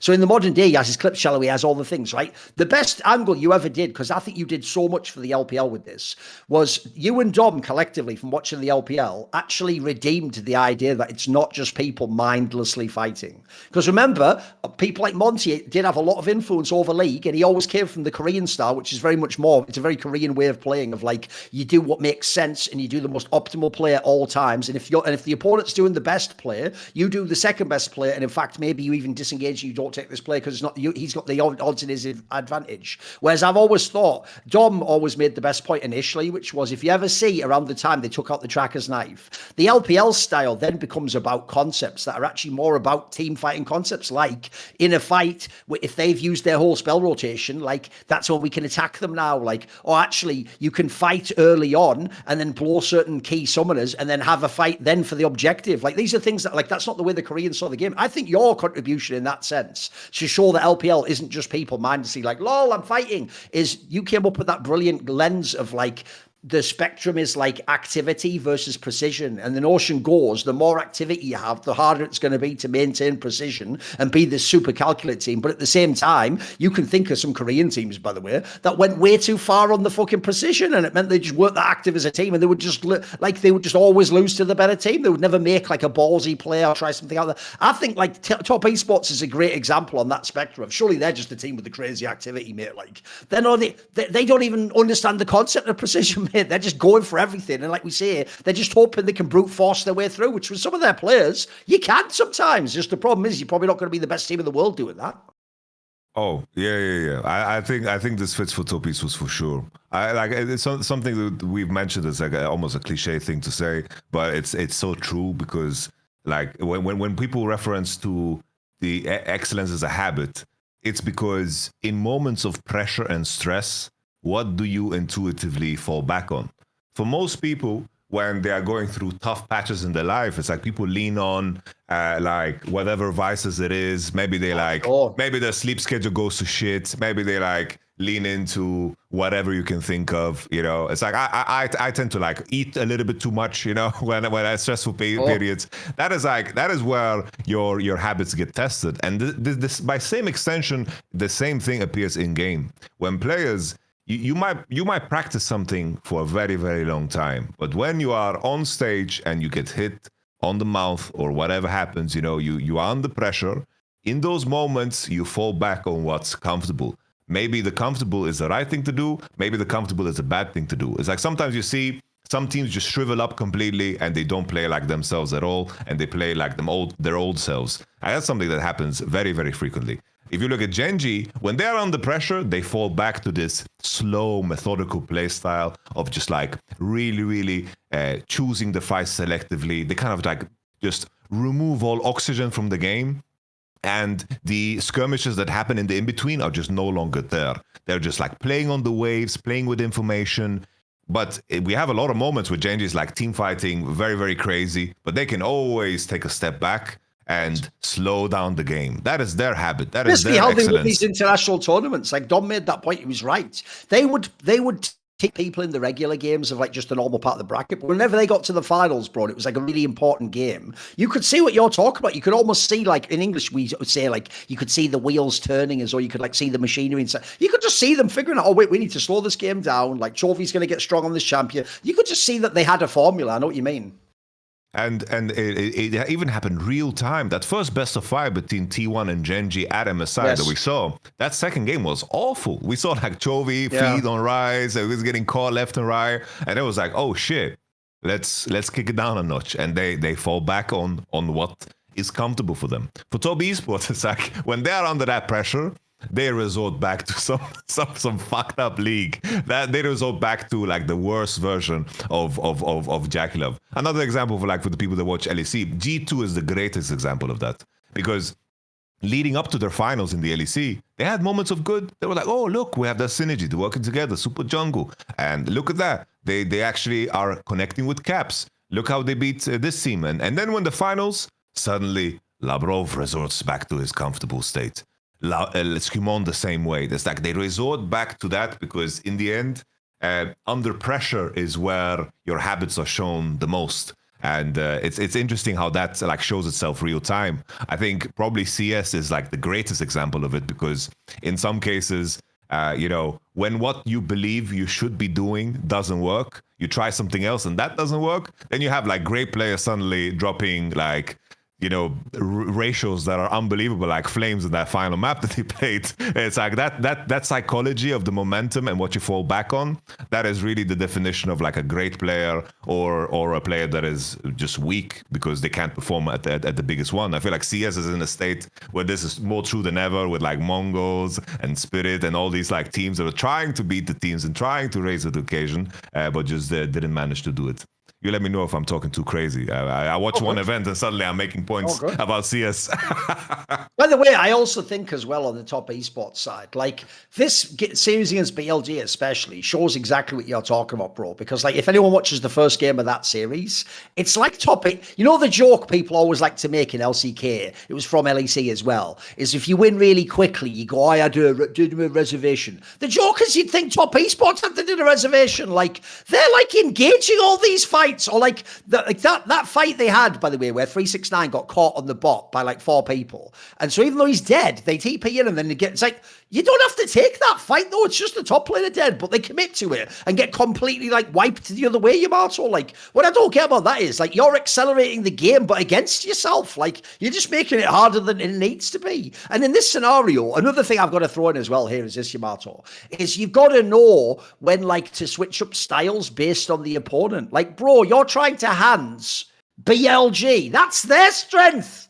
That's not the team to do that with. Like the joke is, they'd love teams to fight into them like this all the time and make everything just a team fight. Like, if anything, they're the team that would hate if you danced around the map and played waves and fucking set up the objective. Like, you're actually playing right into their strength too. And obviously, by the way, if you want, we can pivot to BLG now. BLG, they really are. It's funny how all these regions have comparable analogs, because just like they were clearly the second best team from the LPL, like T1 was of the LCK, bro, they've also leveled up since they came back. Now, true, they've had this roster move with Shadow, but even then, by the way, everyone's doing that thing where it's the same as in Counter-Strike, mate. If you're the last one to join and the team gets better, everyone just talks about you, even though I don't think it's actually Shadow in every game. He has some games where he's just all right. Just like, by the way, Beishan was just all right and they would win games. But it's the other players, mate. Like, now, BLG does look really scary again. Like, now you do see, like, bro, even Elk's woken up. Even he's having some games. On looks like he's fucking back on his bullshit.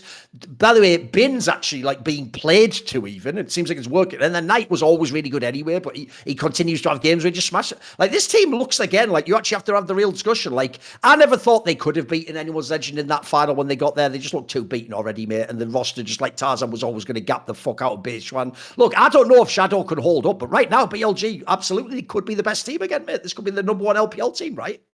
I think from the start with Shadow, I think you cannot ask for more. I think in terms of the context, if Dash asked me the question, it's like, what can you tell me about this series? what Billy's chances? It's like they've shown as much as they can in terms of their chances to win the LPL. I think the incorporation of Shadow. There's like games where, like even in this series, where I didn't think that he was performing so well. Like that Trundle game, he was making mistakes, he was getting caught. And that was okay. That was like okay because of how well everybody else played. This was probably one of the best Rumble games outside of like that game 5 against Flacos that Ben has ever played with how he plays his ultimates. There were no longer any big forest fires. He actually plays like good ultimates. Like across the board, I think everyone just seems to be in a better place. And League of Legends is so insanely fragile that if you don't trust like a teammate, it can really hurt your ability to perform, and you get like you try to overcompensate with other things. You trade too aggressively. You try to find other ways to win in that might seem completely unrealistic. The fragility of League, it's like implementing one player. It was the same. Like 2018 Vitality, we benched Gilius and brought in Kikis.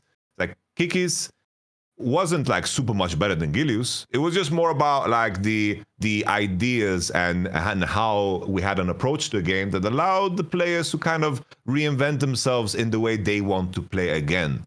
And taking the fresh approach allows you to realign yourself again. Because sometimes when you have a bad dynamic, you get to the point where you have tried to build like this house of cards and you didn't even know fucking why you got there. You're doing shit that you don't believe in because somewhere along the line you thought it was correct. And starting over and being like, oh, this is the player I want to be. Can you do this for me? And taking it from that approach can be insanely refreshing for everybody involved. And that's a period. Yeah. I've got to ask you, because here's the problem. Now, after the playing career, obviously in theory, Gilius, friend of the show, right? Member of the SAC. Everyone loves him. He's actually also, by the way, even though his whole like style of trash talking when he was a pro was more like edgy, he was trying to be like Conor McGregor. I actually think he comes across way better now with his sort of like friendlier personality. I think he's way funnier on the core streams, you know, and like I think people have embraced him a lot more. And whereas I think people used to bounce off his trash talk a bit, because I always told him, your problem with the trash talk, mate, is your trash talk with Conor McGregor is like Conor McGregor now. He's not like a top fighter, so unfortunately, it doesn't work. He can't sell it the same way. That trash talk works amazingly if you are like the best fighter, basically, because then it compounds how good you are. So his problem basically was he talked as though he was Jankos when he wasn't Jankos, he was Gilius. But here's the thing, I do feel so bad for him, Yamato, because when you replaced him like that was like the third time in his career or something he'd been replaced, specifically by Kikis, who, as we're pointing out here, Kikis isn't Jankos either, mate. In fact, the joke is, like at this point in time, here's my joke, Yamato. If at home, fucking Gilius ever has a jam jar that's really tight, he probably struggles with it for ages, then just goes, calls up Gilius, come round. Gilius came straight off when I tried it. Yeah, no shit, motherfucker. Welcome to our careers. But bro, that's the worst thing. Even if you're going to replace him, mate, it's like that comment. You know the saying among friends, you know, the bro code. It's like, look, mate, you can date any other women in the world. Just don't date my ex or my sister. That's like the rule among bros. Your shit's like you go straight for the sister. It's like, fuck, replace him with anyone but Kikis, bro. Like, this is a meme at this point. And the worst thing is, Yamato, like every other time, it also works for some reason. No one to this day even knows, because it doesn't work long term either. Kikis eventually always gets booted as well, but like he just sits there waiting for someone to call him and go, yeah, we're done with Gilius now. Like, what is that? What is that from your perspective? I don't know. I think it's so bizarre. It's very strange. But the main thing for Kikis is that he was very quick to leave teams that he was unhappy with. True. Like G2, I remember G2 leaving G2, like that happened very rapidly. He chose to leave, yeah. He chose to leave. It's like Kiki like there were times in his career where he was an insane player. It's like Unicorns and Love was on the map. Like they beat TSM at that IEM. They went and made a final with a roster that shouldn't have been. He was very, very unique as a jungler. And then he swapped to top lane and was like insane on G2 as well. Yeah, he's good. And then it's like they wanted to create that dynamic where they had a sub, and he was like, "Yeah, I'm not doing this shit." And then he just left, even though like being on G2 was like the best thing ever. It's like his career choices are very strange, but they seem very, very principled. So it's just, I think it's just a question of you had a high profile player that if he just stuck on the teams that were really insane, he could have like had an insane career. But the fact that he was available at all these times, he just made it into such an easy go-to. Because this is a player that was that good, and then he ended up on Mysterious Monkeys somehow, like a team called Mysterious Monkeys that didn't do anything in playoffs, and it was just a question of he was available. He was just available. He's kind of like that, continuing with the analogies of girlfriends and so forth. It's like, that guy where you are talking to a girl, and that girl, she has a friend who's a guy who's just lingering. Okay. There's this archetype of a dude that is always a friend. It's like, no, he doesn't like me. I've known him for 4 years. I'll tell you the analogy. Joe Rogan's often mentioned this. Here's the archetype you need to think of, right? The girl always thinks, oh, he's just a friend. He's a cool guy. Yeah. If you're a guy, you look at that guy and he's a hungry wolf, bro. He's like, because this motherfucker's desperate, but he's waiting his turn. I know what you mean. They're just waiting around. They're waiting for that one night, Yamato, where she's really emotional. She just calls him. Oh, hey, I just feel like I can talk to you. Yeah, come over. I need to talk to someone about it. And he's like, oh, okay, baby.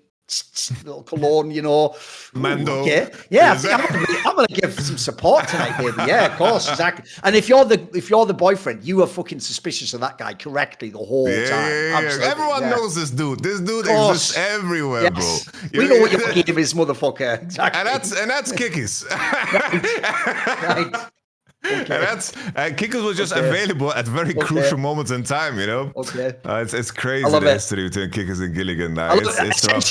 Essentially, Kickers is the. And I'm just going to use a bit of our own national insecurity here. He's the French or Italian friend of your girlfriend, who's just like, oh, what is it, my chérie? Oh, come and put your head on my shoulder. Tell me everything he has done that is bad. Oh, wait a minute. I will just lower the lights and light a candle and get. This motherfucker's popping out, corks coming out. You're just like the whole time. It's like, oh god. All of a sudden she needs some time. Yeah, we all know how it works, Gillius. Sorry, listen, mate. I'm with you, mate. I'm with you. It's bullshit. It's all bullshit. And even Yamato, it's because he didn't know years later he'd have to be your friend and work with you. But even he did you dirty as fuck.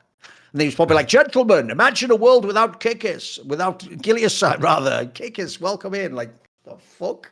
I thought we were in this together to ride or die. Then Yamato just looks at Gillius like, sorry, brother, they expect to find one of us in the wreckage. Then you'll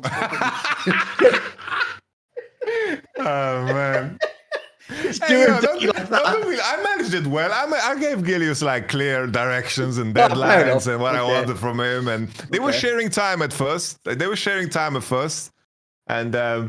Gillius wanted none of that, and we just made a commitment. I did it as best as I could. Also, we made worlds, bro. We made worlds. Yeah. And I will say, it's not like you did. Like then it was just Kickers. The joke is, Kickers didn't even last that long. Eventually, Yamato is so cynical. He even removed Kickers because he was like, you know what? Just bring me a Korean who can't even talk English. Like, doesn't matter. I'll just tell you what, get me anyone Korean. Like Mowgli, come on in, mate. Like, and then, by the way, even though people flamed it, actually Mowgli was half decent. I thought he was actually he was legit in Vitality, mate. He actually knew what he was doing. He's underrated.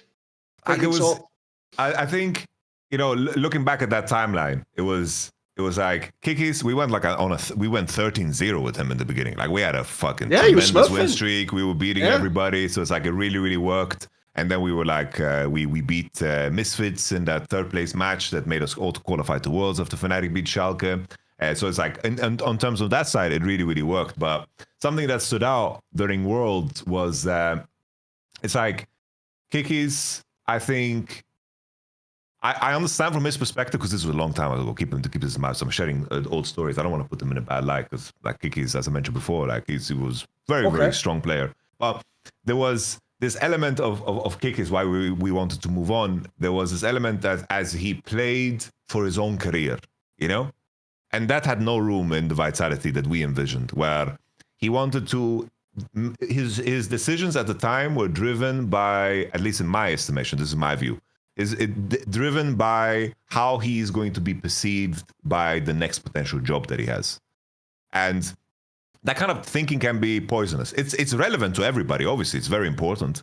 But to think and actively make decisions in that direction is, in a team environment, not good, because you want to have the idea that everybody sacrifices for the greater good of the team. because it was like this. So Mowgli was also someone we boot camped with Afrika with the team. We had good relationship with Mowgli. We had so much data on Mowgli. He also spent time with us during World Championship because that was the time they were, of course, at Worlds with Afrika. So that was just like a natural move for us. But the downfall of the 2019 Vitality, I can go at great lengths. But sure. This is for a different story, different time.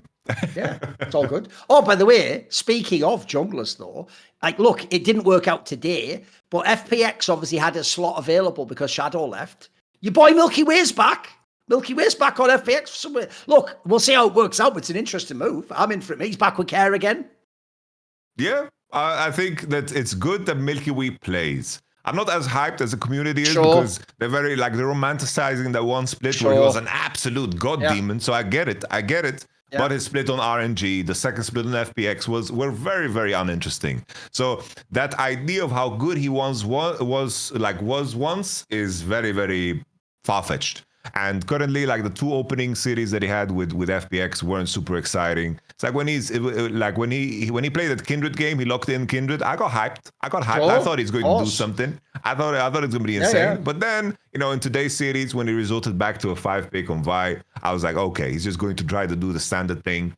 I think, if anything, Monkey is a very interesting parallel to him because Monkey, when he played on EDG, he was the guy who locked in Graves. He was playing carries and he was mechanically talented. He didn't have like that fucking, Slumdog Millionaire type shit where everything just landed and everything he touched turned into gold and he just had the answer for everything like Milky Way did. But Monkey had a way cleaner transition into being a standard jungler.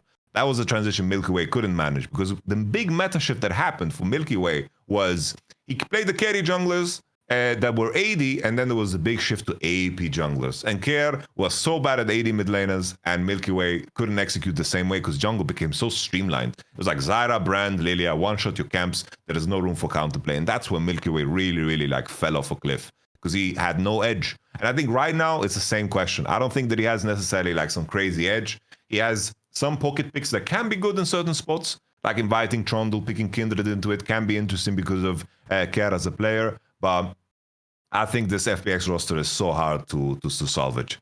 I was very upset today because I got a roster. Let's be real. Come on. Yeah, it's a tough one. It's like Cher had some slimmers of hope, but at this point, Cher has played enough volume for us to know how he is as a player. Yeah. I think this WE roster is way more fun. I know what you mean, by the way. If someone's only watched like the big highlight moments in the LPL, unfortunately, this roster of all rosters will trick you because of both Shea and Milky Way. Like, if you go to last year, the last year or so, there was times these players looked like the best in their role or contender. I mean, by the way, I do think almost like here's what's funny. If you didn't watch that split of the LPL, it was basically like spring last year from off the top of my head, right? You're going to think everyone overhyped Milky Way. They didn't. That saying like this needs to be studied. Bro, someone needs to study the drop-off of that player because that really was like one of the greatest rookie splits of play anyone ever had. It's why we were drawing parallels to fucking Faker, bro, who became like the best player in the world in his first year. Like, it's real. Like, put it this way, if I had to give you the CS equivalent, it was like some donk shit. Like, this guy was just like too good from day one, and in fact, it's even more like the Donk because he wasn't even on the best team, mate. He was just on a team with like flawed pieces. But then I know what you mean. Kindred, by the way, is the pick as well, bro. When he would play Kindred, he was unbeatable because like he would use that ult like perfectly, and it meant that he really could like actually like 1v9 fights as a fucking like jungler. And I even remember thinking the craziest thing about him is it's not like he's just pure mechanics or pathing. Like, he had some sort of like sixth sense in fights for when to re-engage. Like, he was unbelievable. And the drop-off is so nuts because he's just become, again, like, he's just an average jungler now. He's not bad, but he's nothing crazy. And I know what you mean. Like, the hype, it's gone now. There's just been too many games. Like, it's not like we're playing LEC in best of ones. We've seen so many best of threes now. Like, he hasn't played like that for a solid year now. And unfortunately, the year since then has been quite underwhelming. I know what you mean. Like, that almost needs to be studied, bro, because it seems impossible he was that good, but he was. He really was fucking insane at the time. And the additional layer is he came in with teammates that weren't good. Like, he played with Life, Diokdam, Care. I don't even remember the top laner, whether it was ZDZ or Xiao Shu. Or something, wasn't it? Yeah, I don't remember who it was, the top laner. But the fact that there was the top laner that had the argument with the manager where he got just kicked out, the whole drama thing. But the fact that he came in and did that with that team, everyone was bought in and everyone just played his style and just committed to his style. That's the layer that's also surreal. The fact that he did that with that team, with players that didn't achieve much in their career and didn't achieve even less in the aftermath of that, is crazy to perceive. Because if there's a player that is comparable, it's like, for example, Bo. Like Bo, when he played for FPX, but the difference is he was with Doinby, LWX, Crisp, Nuguri. Like these players are absolutely nuts. I guess there's a very, very different element to achieving the same level of performance in that context than anything else. But I think that one split, definitely, it's one of those that needs to be carefully looked at as a future content piece that I'm going to lock in for me. No, but the thing, it's one of those ones where I'd love to see like what angles people would come up with, because it's not like he was a fraud and he was exposed. He actually just was that good, but bizarrely, whatever feel he had at the time for the game, it's just gone. Just gone. Bizarre, isn't it? It was so freaky how well he played. It was surreal. It's like there's moments. Well, for example, there was that Canyon moment on Scanner, I think, against T1, where everything just landed. There was just a sequence that he did that was just so insane. And Milky Way in that split had like a sequence like that in every game. It's like, he's alive? Oh, he gets a Q off on Lee. Oh, he's still alive. He dashes out. He dodges this perfectly. I was like, what the hell? And he just did that game after game after game. And anyone rational that watch a lot of League is like, oh, he only did that one game. I don't think he can replicate that because that's freaky shit. That's not something you learn. And then he did it. And then he did it again. And then he did it again.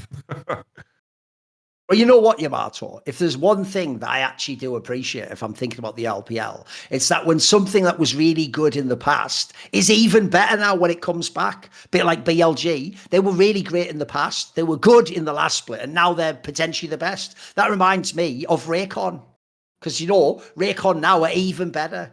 They're their everyday Earbuds Classic. It features active noise cancellation, one of the best features you can ever have for little earbud ones. Think about when you're commuting, you're in a library, even if you're at home, if people are doing something in the other room or hoovering or whatever you might be doing. Excellent feature to have. They have 8 hours of playtime with a 32-hour battery, which is also straight fire again. You want to be able to have that stamina. You don't just want to have it only good for a couple of hours. Also, they have got amazing audio quality for the price point. I always will clarify that. Obviously, look, the best quality in theory in any field is going to be the most expensive gear. But what they've done is they've found the sweet spot where, assuming you're not some lunatic, insane audiophile, you want something that's like a reasonable price, but with really good quality sound quality. And I actually do think, by the way, as someone who has had some of the best headphones you can get in the world, it's slightly overrated. Like, you actually have to have either like an amazing musical ear to pick out like the end frequencies or whatever, or you need to be using like an amazing stereo or something. If you're just using normal stuff like your phone or a PC for video games, actually, there's a sweet spot again where you don't want to be spending too much more. It wouldn't be gold efficient, as the saying would go. And as we all know, and LS has pointed out, it's very important to be gold efficient in life, in League, in everything. Just be economical, isn't it? So get your wonderful Raycon earbuds today. And did you know they have free shipping on them now, which is what everyone always asks for. It's what everyone wants. So you can get free shipping and 20% off by going to buyraycon.com/LFN, easy one to remember, to get 20% off the fan favorite Everyday Earbuds Classic. Right now, Raycon is offering 20% off their Everyday Earbuds Classic. Buyraycon.com/LFN. This episode was sponsored by Raycon. Thank you to Raycon. Thank you to their wonderful Everyday Classic earbuds with the active noise cancellation. Right, let's get into some other topics then. So another angle would be, this is where I told you, if you go back a couple of episodes, I never really looked at the Anyone's Legend slump when they came back to Korea and was like, well, that's them done then, they cook now. Like, bro, the good news is, as we've discussed many times, the style and the shape, and I mean, the Koreans call it like color of that team, is so that, like, dude, they are a consistent team. Like, even when, you can even see, I still think they haven't quite gotten over the fucking the return pro, because remember, they're another team like the Genjis and the T1s that touched down and were just immediately playing, scrimming, next matches, you have to comp, right? They're clearly not at their peak level. You can see it in some of these games still. Like, it's still hard work for them in some of the matches, or they'll have the game in the series where they just get like blown out, or it's way too close. Whereas before they were like a dominant team. But at the same time, I can feel them like if they had a power bar of health, I can feel it growing up 10 every game. You know what I mean? It feels like give them like another week or so and they'll finally be back. Because I have seen there was a drop off, right? You could see the drop off when they came back. Oh yeah, definitely. They are dropping games left and right. There's like a kind of like a misstep. It's kind of like you underperforming. You expect to perform, and you kind of overreach. But in those moments, they still are a team you need to beat a couple of times within the game. So you can see like that the foundation is still there. It's just that sometimes, when they misstep, sometimes their ankle gets broken or whatever, and it's just a little bit too much. So it's like the you still see the red line of anyone's legends like fundamentals. And I think as long as everyone just catches up on an individual level, which I expect, then I think these guys are going to be kicking it into gear again. It is the main challenge of League of Legends for everyone, especially now when we talked about Milky Way, is doing it for one split, doing it for two. There's a lot of players, a lot of teams that have managed to do so. Standing the test of time and dealing with all the bullshit, dealing with changes, and also, not being in a position where, for example, you get comfortable. Maybe after winning, maybe you don't. Maybe the pool to win the LPL isn't the same way. It's like there's a lot of poison lingering that can make you not have the same level of ferocity and intensity in your approach, and that's going to be the big test for AL. But I have no doubt that these guys are going to get back into gear. But I still wanted to plant that seed in case, for some reason, anyone's legend doesn't kick up into gear, because we have a parallel, like, for example, How Life. They won first stand, and they won the LCK Cup. And then there was a lack of intensity in the beginning of the split, which we kind of accepted, because that's how they, because that's how they kind of did the previous split. But eventually that really caught up to them in a heavy way, and the fall becomes so much harsher. So it's just a question of how they maneuver the practice and what sentiment they have. But everything I heard out of Tabe makes me think that they are going to make it. They're going to make it. We had this bizarre scenario. There was one today, but also it happened last week, where there's been these two games in the LPL that had to be postponed. And so they're postponed until the end of August, basically. And one of them, sadly, was one of the matches, Yamato, I was really looking forward to seeing, which was the IG versus BLG game. Because if you think about the two teams, they've both had, obviously, the fucking jungle swaps. They're both teams that, in theory, are like top three teams. And I actually wanted to see, like, can IG actually match up with BLG? Like, right now, BLG looks really good. IG is supposed to be on the rise again. By the way, if you look at the landscape of the LPL, IG again, the funny thing is, we might end up with the exact same 1, 2, 3 in the LPL again. It looks like IG can be the third team even. A lot of the other teams, the JDGs of the world, have fallen away, although, by the way, they're playing them this week. And this week, in theory, is the one for IG, because they play anyone's legend.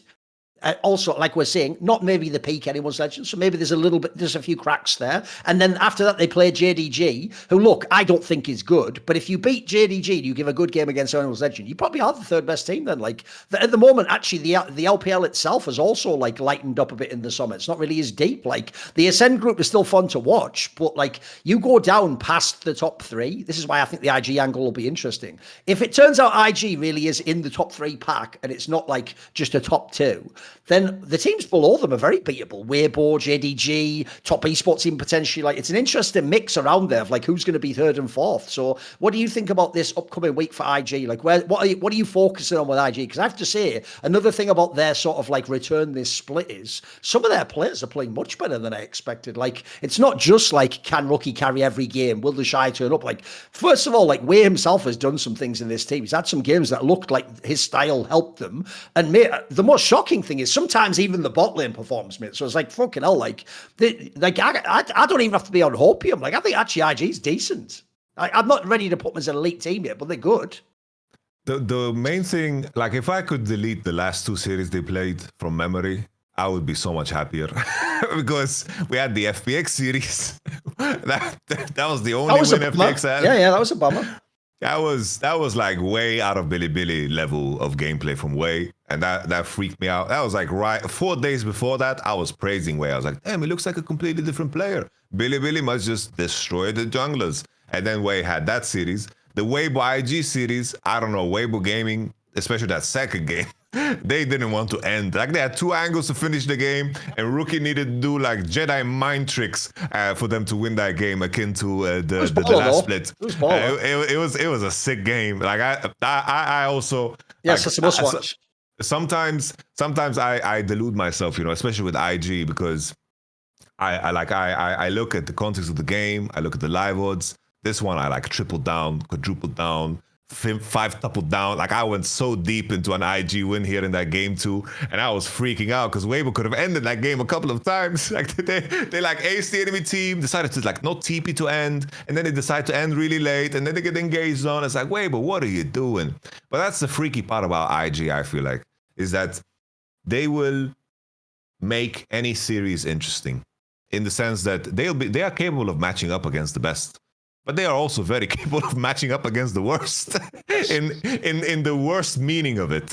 Where that FPX series was some of the ugliest League of Legends I saw in LPL throughout. But at the same time, if I just zoom out, I'm very happy with where IG is, because I think Mako is playing the best League of Legends he played all year. Because Mako was someone that we were very disappointed with, which I think is a good thing. Gala is finding form again, which is nice, and I think where the meta is heading is also healthy for him. Like he's playing Zaya, Kaiser. I think Yunara is going to be good for him too, as people begin to play that champion more. The Shy also is not like a liability, which is wonderful. Way is the only question mark for me, because I thought JJ is going to Bilibili. Like that was my theory. Shadow is there, he's doing well, but JJ now benched.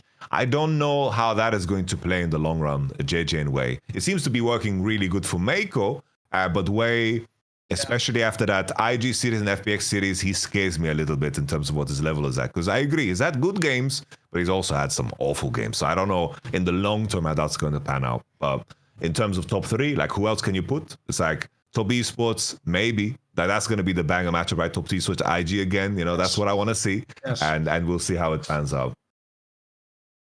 No, the problem is obviously everyone just doesn't believe in top esports in the playoffs, but look, they still have a very good chance to be third for sure. Absolutely. No, the problem is that's the thing. If I had to describe it though, Yamato, this is where, being as I'm also watching IG both as an analyst and a fan. As a fan, it's cool that like they have random pop-offs and people. The problem is, it's really hard to know, like, before a game IG players. Like, if I asked you, right, predict the 3 best players on IG in this game, you'd have a hard time, mate. It's really fucking hard. Like, that's all you can say, though, isn't it? Like, I know what you mean. Like, the jungler could be the worst player on the team. Mako can just be trash, or he could be all right. Like, Gala, I agree, though. Definitely, by the way, especially now Aphelios is back, the meta should be slapping Gala in the face. This is his dream meta, pretty much. Like, he should be coming back online. And actually, if anything, what people should realize is the fact that people aren't talking about the Shy shows that he doesn't in every game anymore. Like, he actually is way more responsible this time. I don't know why. It's like maybe it really is the last run, mate. Maybe he knows this is the end, but I feel like he could be way more of a dick if he wanted to be in fucking in half these games. Like, the old Shy was mad. I always used to think the old at the end of IG the first time around, this guy had no conscience, bro. He would just int the shit out of a game. That's why I always used to make that joke that the idea he then in interviews was almost turned into Rookie. Like, hey, the thing about me and you is we always get inted by our teammates. It's like, I always imagine Rookie like, me and you, motherfucker. Like, I should be in like 3 more worlds or something except for you. You know what I mean? Like, that's what it felt like. Like, give me a break. Fucking hell, homie. How dare you, sir? How dare you, sir? Anyway. Oh, man. Yeah. You have to understand, Rookie was fucking calling up Poland. Like, Kikis, do you want to play top lane again, mate? I've got some fucking Europe. There you go, exactly. That's how bad it got at one point in time. No, I agree, though, by the way, that if anyone wants to watch, on the one hand, a very exciting game, but in a game that is an abomination and should not exist, Yamato, go watch Game 2 of Weibo Gaming versus IG, because I know what you mean. Like, bruh, like how, if I'm Weibo Gaming and I'm their coach, like, I'd make you watch that VOD every day, mate. What are we doing? Like they were just chose to lose the game pretty much, didn't we? Like, okay, choose your own adventure. Like, I choose to go into the pit of the demon. Oh, I'm dead. Oh, except unlike Choose Your Adventure, they can't do the old hack that we all had back in the day. You keep your finger in the page and you go back, don't you, and cheat and just take the other angle. That's what you really wish you could do, but there's no Echo-esque example where you can go back in time here. By the way, glad that champion's not in the pool. Fuck that champion. Garbage. Anyway. Final thing on IG. I think the biggest indicator of where you think your jungler is in the context of your team is the Maokai indicator. Ooh, okay. We had the Maokai come through on game 2. We had the Maokai for Peanut. We had the Maokai enough away. True. It's like when Maokai is getting slammed now, sometimes it's good, but sometimes it's just the biggest red flag for where your coach and your team believes the state of your jungler is. It's like, sure, today, Monkey played it, but that's because, WE have their style. They need to have like minimum 3 tanks in their combo for it to work. So that's different. But this one, way looking in Maokai, I'm like, ooh, okay, maybe the state of him is already crashing. By the way, I want to look in the chat here, and if you've got time, producer, and you can make magic happen, maybe you could show this on screen. But there's like a tweet where, when people do those bait things, like, what's your favorite tweet anyone ever said, or comment, right? Someone did one of those, and someone posted this old screenshot, right, from where LNG, so I'm assuming it was like last year or whatever, where Scout was asked about Chovy, right? And this comment is so mad, Yamato, because like this comment plays into all that like K-popification fan shit, like I ship them and all that like weird shit they do with video game players. Where in theory you'd think if someone said, "What do you think of Chovy?" That if you're Scout, you'd be like, "Well, I respect him. He's an excellent laner, and his understanding of wave management is very good, and the way that he fights selectively in team fights is something I aspire to match." Instead, he goes, "He's so good looking and he's so tall. I think he's the perfect man." And then this is the part that's so weird. He goes, "He's also good at the game." It's like, we're asking if you want to date him, bro. What the fuck are you talking about? Like, what a mental answer. It's so weird, isn't it, mate? It's so God weird. bless him. I think this is fucking hilarious, bro. I think this guy is just a comedic genius. I swear, if I knew fluent Korean and heard him say it, he probably has like fucking Bill Burr level delivery, I'm sure. This is fucking hilarious. I love shit like this. Just take the piss, But like the idea, listen, of all the things about Chovy, I don't know about you guys, I'd have him being good at the game pretty high up the list. It wouldn't be like, he's also pretty good at that game, League of Legends. Like, okay. God bless him. Okay. He knows, I will say, in a weird sense, because like, bear in mind, I'm not even throwing any diss here. Scout himself isn't super good looking. He looks like more like the kind of nerd player you'd imagine would be like a player. Like, he looks more like Innovation, like I said, the brother of Gumayushi, In a weird way, though, when he says that, I also immediately thought, is Chovy that good looking? But you know what? In his own way, Chovy actually does have like very strong features, bro. He actually looks like he is like a fucking anime character or something. He looks fucking kind of cool. I'm not gonna lie, Thorin, bro. Ever since we talked about Tiger's beard, bro, you are spending way too much time talking about how players look like and how, bro. Listen, you are evaluating players based on how they look now, bro. I'm on my scout shit. Don't worry about it. Bro, you are Harvey Denting the whole K-popification, bro. You're doing it. I'm leaning into it. I know that's the way forwards, exactly. I think from now on we should judge which player plays for Team 1 based on how good looking they are. So that's the new methodology. Right, let's talk about some other regions then. I think let's talk about some LEC. It just began. Now, to be fair, you know what, Yamato? I'm never going to take like a joke that's just a joke or some trash talk that personally, right? It's part of the game. By the way, it's part of what social media is and getting people's attention. But all right, you know what? I'll say it this way, Yamato. On the one hand, I got. They did me. They got me. Okay. They tricked me.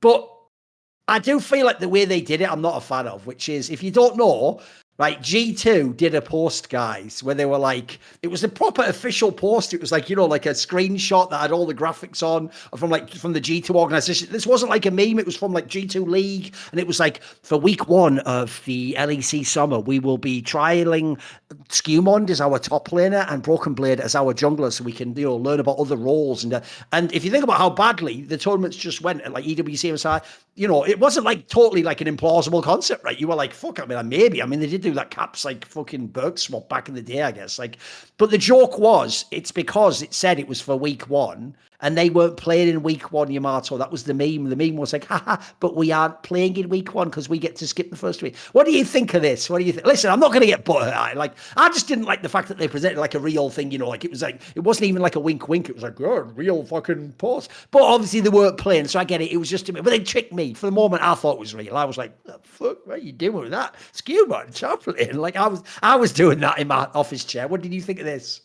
I think the execution was so poor, man. I really didn't like the execution, because the execution is like, if you, because to me, when I read that, I was like, oh, the joke here, haha, you know, it's like, it's too unknown. If it was a little bit more subtle, I think it would have been more funny. It's like, give people room to speculate. Like, let's say it's like all official rosters, and then suddenly we just saw top lane Scumond and then Broken Blade jungle. It's like, what the fuck? Let it like marinate. Let people make up their own mind of what it represents. Like, let's say they like posted the roster, and for some reason Scumond was on the 5th position and Broken Blade was on the 2nd position. Yeah. And then it's like people would figure it out and run with their own narrative, you know? And I think that would have been like a better execution of it, because this was like, I don't know, this was cheap to me. This was cheap.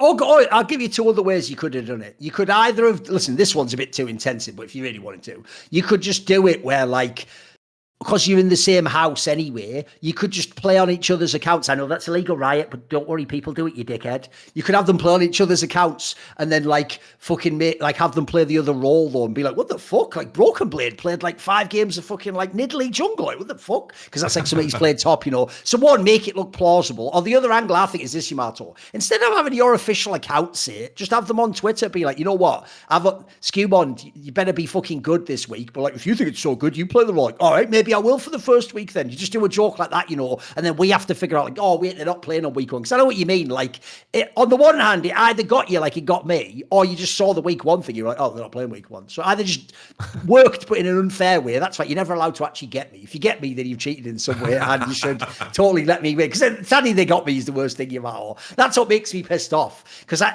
luckily, I didn't overreact. I didn't make a video like, what are they doing? They're ruining the history of LEC. As well. Like, but part of me was like, the fuck is this shit? Like, what the hell is this? These bloody kids and their roles. What, they can't commit to any role in the game, can they? The bloody kids. Part of me was like that, sadly. And they got me. I'm just salty they got me about, why did they get me? Stop getting me.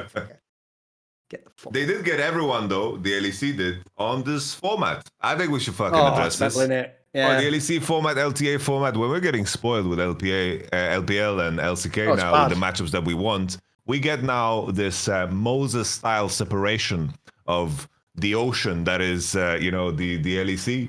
Because now it's like Dom made the post, he pointed out to me as well. It's like, oh, what are the matches we're looking forward to? There's like 3 games we want to see. And GX KC, the only reason everyone was excited about that was because everyone heard the rumors about how good GX is in scrims. That carried the whole narrative of that. It's matchup. even worse though. Not only does the match that you are waiting for have to deliver now, but now you don't get certain matchups. So, for example, like one of the best matchups last split was Fnatic against KCorp. You won't get to see that. You'll have to wait. That has to happen in the playoffs, so you don't get to watch it as a match. Like, I know what you mean. Because I look at these weeks, bro. Remember, it's not very long, this split. But you look at the weeks at the schedule, and you know, like that thing, I don't know if you ever used to do this in football, but when the season begins, you do this in both football and American football. You look at the schedule for your team, and what you do is it's called like you sort of like circle the weeks you're interested in, like, oh, they play the big rival there, or like, oh, that's like the best televised. If you were to do that for LEC, like LTA, I get it, they've already got like 3 good teams. If you look at LEC, well, we have like a solid 4 good teams, then we have a couple of like interesting ones, Heretics and, fucking Vitality, maybe BDS gets half decent. You go and look at this though. Mate, I struggle to find even like 2 games each week I give a fuck about. I'm looking at this schedule like, fucking hell, this is going to be hard work to find an interesting angle or to get in on it. Because think about it, suddenly you're looking at like this first week, if I look at this lineup here of games, bro, the best game is GX KCorp. That's it. Aside from that, like, maybe you could copium yourself that Heretics would compete with Fnatic, but like, there's not much on the docket. And then you look at the next week again. Bro, what is this? KCorp, MCOY, okay. And then MCOY GX is the second best game. Like, that's half the split. Like, this is, I know what you mean. Like, this format, I'm sorry, this might be the worst time ever to do this format, bro. Like, I feel like these teams, we don't have teams that are good enough in BO3s to live up to this format. Like, this is going to be whack. Like, it's really hard mentally to set yourself that you're hyped for the week, you know? I think like it just by if the context was that they made the exact same format as LCK, it would have been insane. It would have been so fun. I agree. You had the top 5. Yep. Like the top 5 happens to be also the actual top 5. There's no like freakiness there between 5 and 6. And imagine doing all BO3s with like a top group, like we're talking about LPL, LCK style, and you do a double round robin. Man, that'd be fire. Imagine how baller like KC versus G2 into Fnatic versus fucking MKOrp. Oh, you'd have bag of games, mate. I'd love to watch that.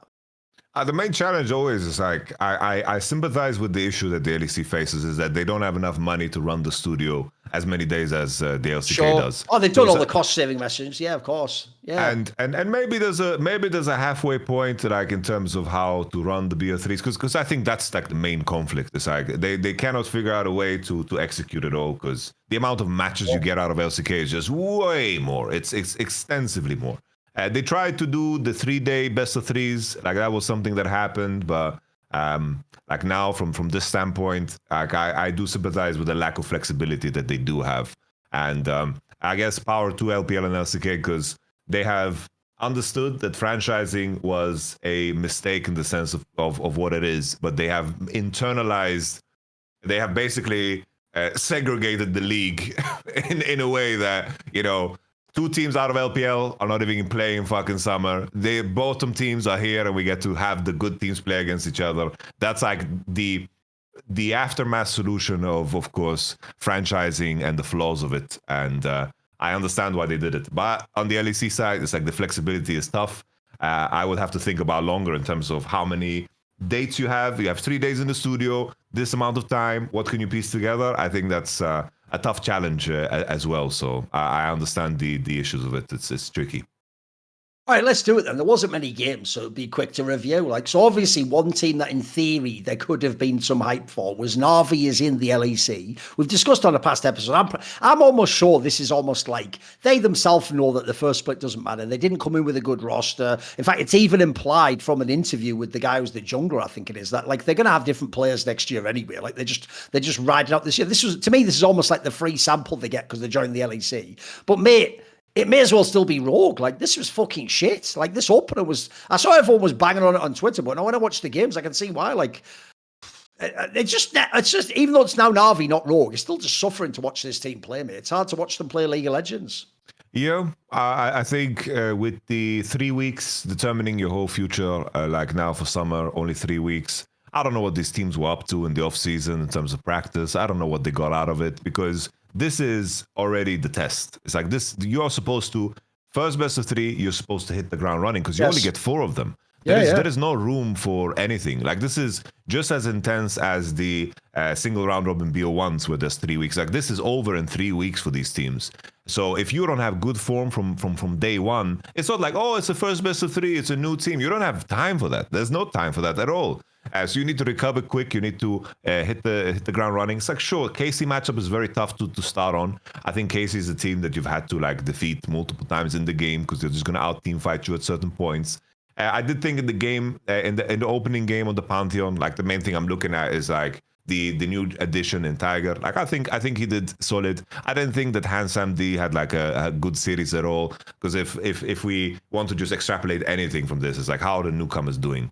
But then again, he's playing like with Malrang. We saw it like in the Nico game that Malrang was just completely out of his depth in terms of like what the lane is and so forth. Like the nuances of knowing all the intricate details, those are things that come with time. And there's going to be so many mistakes Malrang will have to do before he's good that it's too far-fetched. Like it's the same problem with Niski. It's like Niski came in, you could maybe see the vision for him being a good support, but there's going to be game-costing mistakes that he has to do in order to learn, and that takes years and years of time before you are like as good as you can be. It's like Duro in the end. It's like sure he hit the ground running, super good in Gen G, but he's playing on Korean server as a support for many years before he got this rocket ship start here on Gen G, and that matters. You can't just role swap and hope that everything is going to settle itself. So Navi, I'm with you. Pretty like uninteresting. I don't think that they're going to do any like damage in this group necessarily. Also, the big bobber is this. I know in theory this isn't their fault, but because he was with Rogue before, they've obviously announced like Yakos is with us as a content creator. It's like, bro, can he just play jungle, please? Like, he would actually be better. Like, look, that sort of says something about your LEC roster that I actually wish your content creator unironically joined the game. Like, he actually might bring some interest. Jankos, I think if he wanted to play and he had the scrim sets in him, I'm sure he has a lot more to give. But I can say, as a good friend of his, currently his level is washed, bro. Oh, right. Okay. Doesn't give a fuck, you think? Just his current level. It's like he's doing the content creator full-time thing. I'm sure he would have a different level completely if he had the full-time LEC thing. But I think he's enjoying the streamer life. I think he's enjoying streamer life a little bit too much. Right, what about, obviously, after that, we had the Heretics roster play against the new Poby era Fnatic. Right, bro, that first game, they almost blew it. Like, this was actually, like, probably a closer series than people realize. Like, give me some thoughts. Like, this could have been a Heretics win. It was kind of nuts. I have to say, Fnatic looked so damn nervous. So nervous. Like, I think we walked away from this series. Poby was my MVP of the series. He was good stone for sure. Cold. Yeah. Didn't die to any ganks. Was winning every lane matchup. Was playing well on side. Like they corrected in that game against the Nocturne so fast. It's like he was farming on side. He was like 40, 50 CS ahead out of lane phase against the Talia, which was super good. And then there was that one time that he died to a Nocturne gank, and then they adjusted instantly. Where like Alistar and Razor, I can't remember what he played in that opening game. I have it up. It's like he played Wukong. They adjusted really quick to support him on side, which is super cool. I thought Poby was the best performing player, but there was like some moments of stiffness here from like Mickey, where I was like, oh, why didn't you combo here? Why didn't you punish this guy? Or there was like one moment where like Upset like ulted in, and it was just kind of, ooh, what was that? Razork looked very, very rough at this opening series. I didn't like what I saw from him because Shio was way better than him outside of that game 3. Game 3, Fnatic, like that game 3 is what I expected every game to look like, where Fnatic just like stack away from both. They dive, they smash you, and they have the strong ass early games. The first 2 games, that was like a warm-up period for these guys, because it didn't look super, super clean in the opening. And I think the main takeaway for me is Fnatic nervous, but Poby looks damn good. I liked Poby here. Oh, by the way, I'm with you. Like, I actually think if you watch that series, look, the Corpium, if you're Fnatic, is we also could have won the first 2 games. Like, there were back and forth matches, But if I watch that game and I'm a Fnatic, like, if I need to believe they could win the split, that game doesn't tell me they can. Like, Rex really could have 2-0'd them. That was like right on the table. In fact, Rex was if you took the nameplates off, you wouldn't believe that was Fnatic. Remember Fnatic with Humanoid? Like, they used to just hands people in the regular split, mate. Like, they're just demon time people. You couldn't see that here. And also, that's the other thing about the Poby angle. By the way, I agree. I actually think he played a very good game. He did look like he himself played a bit conservative to not get into trouble, but that worked. The difference is, though, this is why it's so difficult to evaluate the last splits of Fnatic, because the weakness they had was paired with their strength, which is that they went super deep every time, bro. They all just went for every big fight. They fucking constantly fought people. They were always like, now they look like they're a little bit more of like the pace has slowed down a little bit, but I want to see if that works. Like, on paper, you think it should, but like,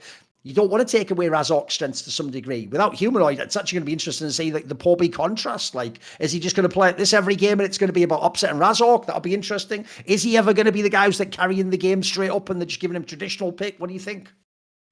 I'm a main. I think the main flaw is just the lack of time. Right? It's like the out of the top 4, I think they have just the steepest mountain to climb, because they need to figure out so much about themselves.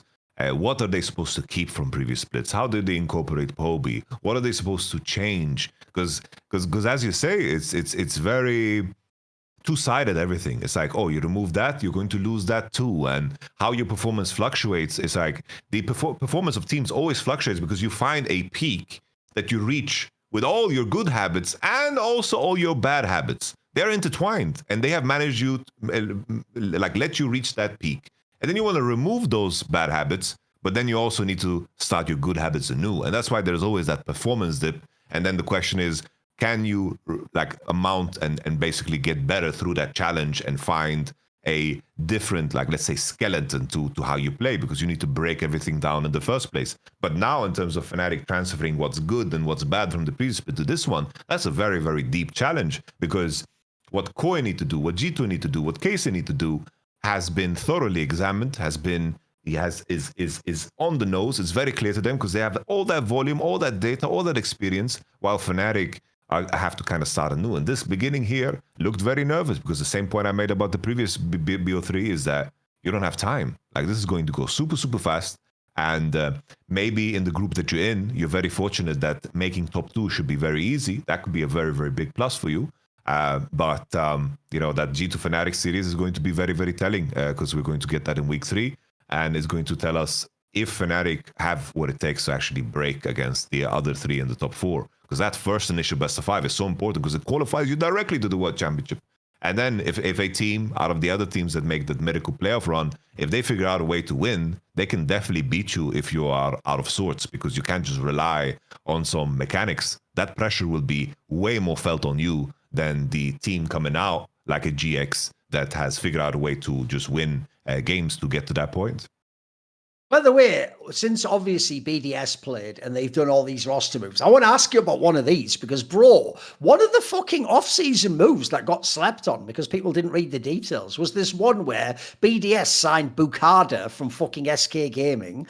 And what's weird about this move, by the way, is this isn't like a guy who was, you know, on an old striker thing. It wasn't some, like, you know, BDS Academy player or something.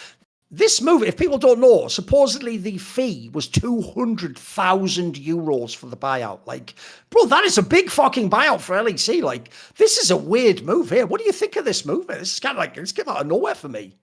Yeah, the fact that there's a buyout in place to get a player is like, if you're from the CS side, you have gotten used to something very, very different, because here there's no money. Everything is very tight. These franchise teams are trying to survive. The era of buyouts is no more. It's not really a thing. So 200K. It's just that it makes me think, it's like, what happened with 113? It's like, was it that bad that they couldn't continue? Yeah. He didn't want to play? Because 113 also seems very principled in which teams he wants to play on and not play on, similar to the Kiki story. So I think BDS were just from a position of intense desperation, and I think SK is one of the few teams that is willing to let go of a player, and then you know it's like, oh, you want my leg? I'll figure something out. I'll grab a broom and I'll walk. SK is the team that if they can get selling a player that improves the competitor, it's like that's SK's business. What I heard and what Striker says was that pretty much throughout the tryouts, Bukada was like the best option that they had. In terms of importing anyone else, they didn't really have any maneuverability, obviously, because they have Ice and Rolster. So I think they were in a similar position to Fnatic, where your options are just limited and you have to just do what you want. I wonder if this could be a situation where maybe they were in competition with the NAVI jungler, because NAVI signed Tiger, and also they signed a jungler already for the next year. Yes. That's how aggressive NAVI were in their approach for jungling. So maybe BDS could have been in that race and maybe challenge something more, but they chose to go with Bukada. And Bukada in this series, I didn't think looked that great. I feel like Rooster looks way better, because I don't think anyone will have the balls to lock Jace like this and look decent. He's doing the whole "I am a Korean player" fucking yeah, it's working so far. It's like, this is what Kana did in LEC and he's dominating. All right, I'm gonna try to do the same.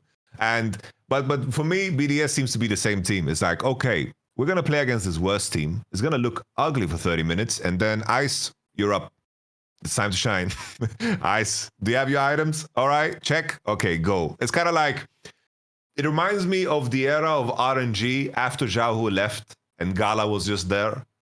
That's Ice on this team, I feel like. It's a player that is trying to navigate through all the bullshit and the chaos, trying to stay alive, trying to generate gold, and then reaching a point where he can actually beat everyone in the game. I think that really was the good same now thing as well. I know what you mean. He never stops being good, does he? Even though, by the way, The sad thing about BDS is this. I actually don't hate the roster moves they've tried. Like, those are the positions that were the troublesome positions in their squad. The issue is, though, this first game against SK, and by the way, thanks to selling the Bukhara guy and then bringing Abadag in, SK looks like a complete train wreck, unfortunately. Like, their GMing's completely collapsed. Look, they've made some money off it all. Maybe that's a plus for them. But essentially, for me, they've almost just already waved the white flag on this split. Like, they're not going to be a good team. They're not going to be probably even a playoff team. They're not even good. They've got no chance to go to Worlds. This first series, the problem is, if you're BDS, you almost need to, like, shit stomp SK. This first series looked fucking whack, bro. Like, I want to believe so badly that BDS can be the team that can compete for, like, the 4th spot, you know, like, because if you get it together, like, Ice is really good. Nuke can at least be, like, a solid player. You know, you figure it should be able, it just doesn't, it hasn't, look, it's only one series, but it hasn't come together yet, mate. It hasn't come together yet. I was like, I made this tier list video, right? And the only teams that I moved was NAVI over SK and then Team Heretics lower. In comparison to the standings. Otherwise, my tier list was exactly the same as the standings. And people were like complaining. It's like, yeah, why didn't you, bro, you just took the placements of the previous split. It's like, yeah, because that's where we're going to land. Like, we're not going to have, like, all of this is filler episodes. I don't see anyone besides GX with the rumors breaking through. It's just not going to happen. It's not going to happen, especially with the start of BDS. That's one thing. I'm in agreement with you. That was one thing that maybe should have brought us some hope. Yeah. But right now, with the way they're playing, I just think that the jungle and support, it's like the people that have agency in the game are not doing anything proactive. And if they do, it's very, very bad. And then when the game reaches a 30-minute point where the thing that you need to achieve is so streamlined, it's like, oh, we need to set up for only this dragon, and none of the farm we lose, none of whatever matters, and it's just that simple, then they are okay. But that's 30 minutes of just garbage, and that's what this series definitely was. Like, this was BDS being in losing positions, and they got away with murder in both, and then it was just, okay, here you go, one play, Nucleant catches Abadag and Azir, and then Jinx gets reset, you get Nash, GG. Like, you're not supposed to get away with shit like this. And what about, as I say, in theory, the marquee matchup was GX versus KCorp. That was the one. It didn't even go 3 games.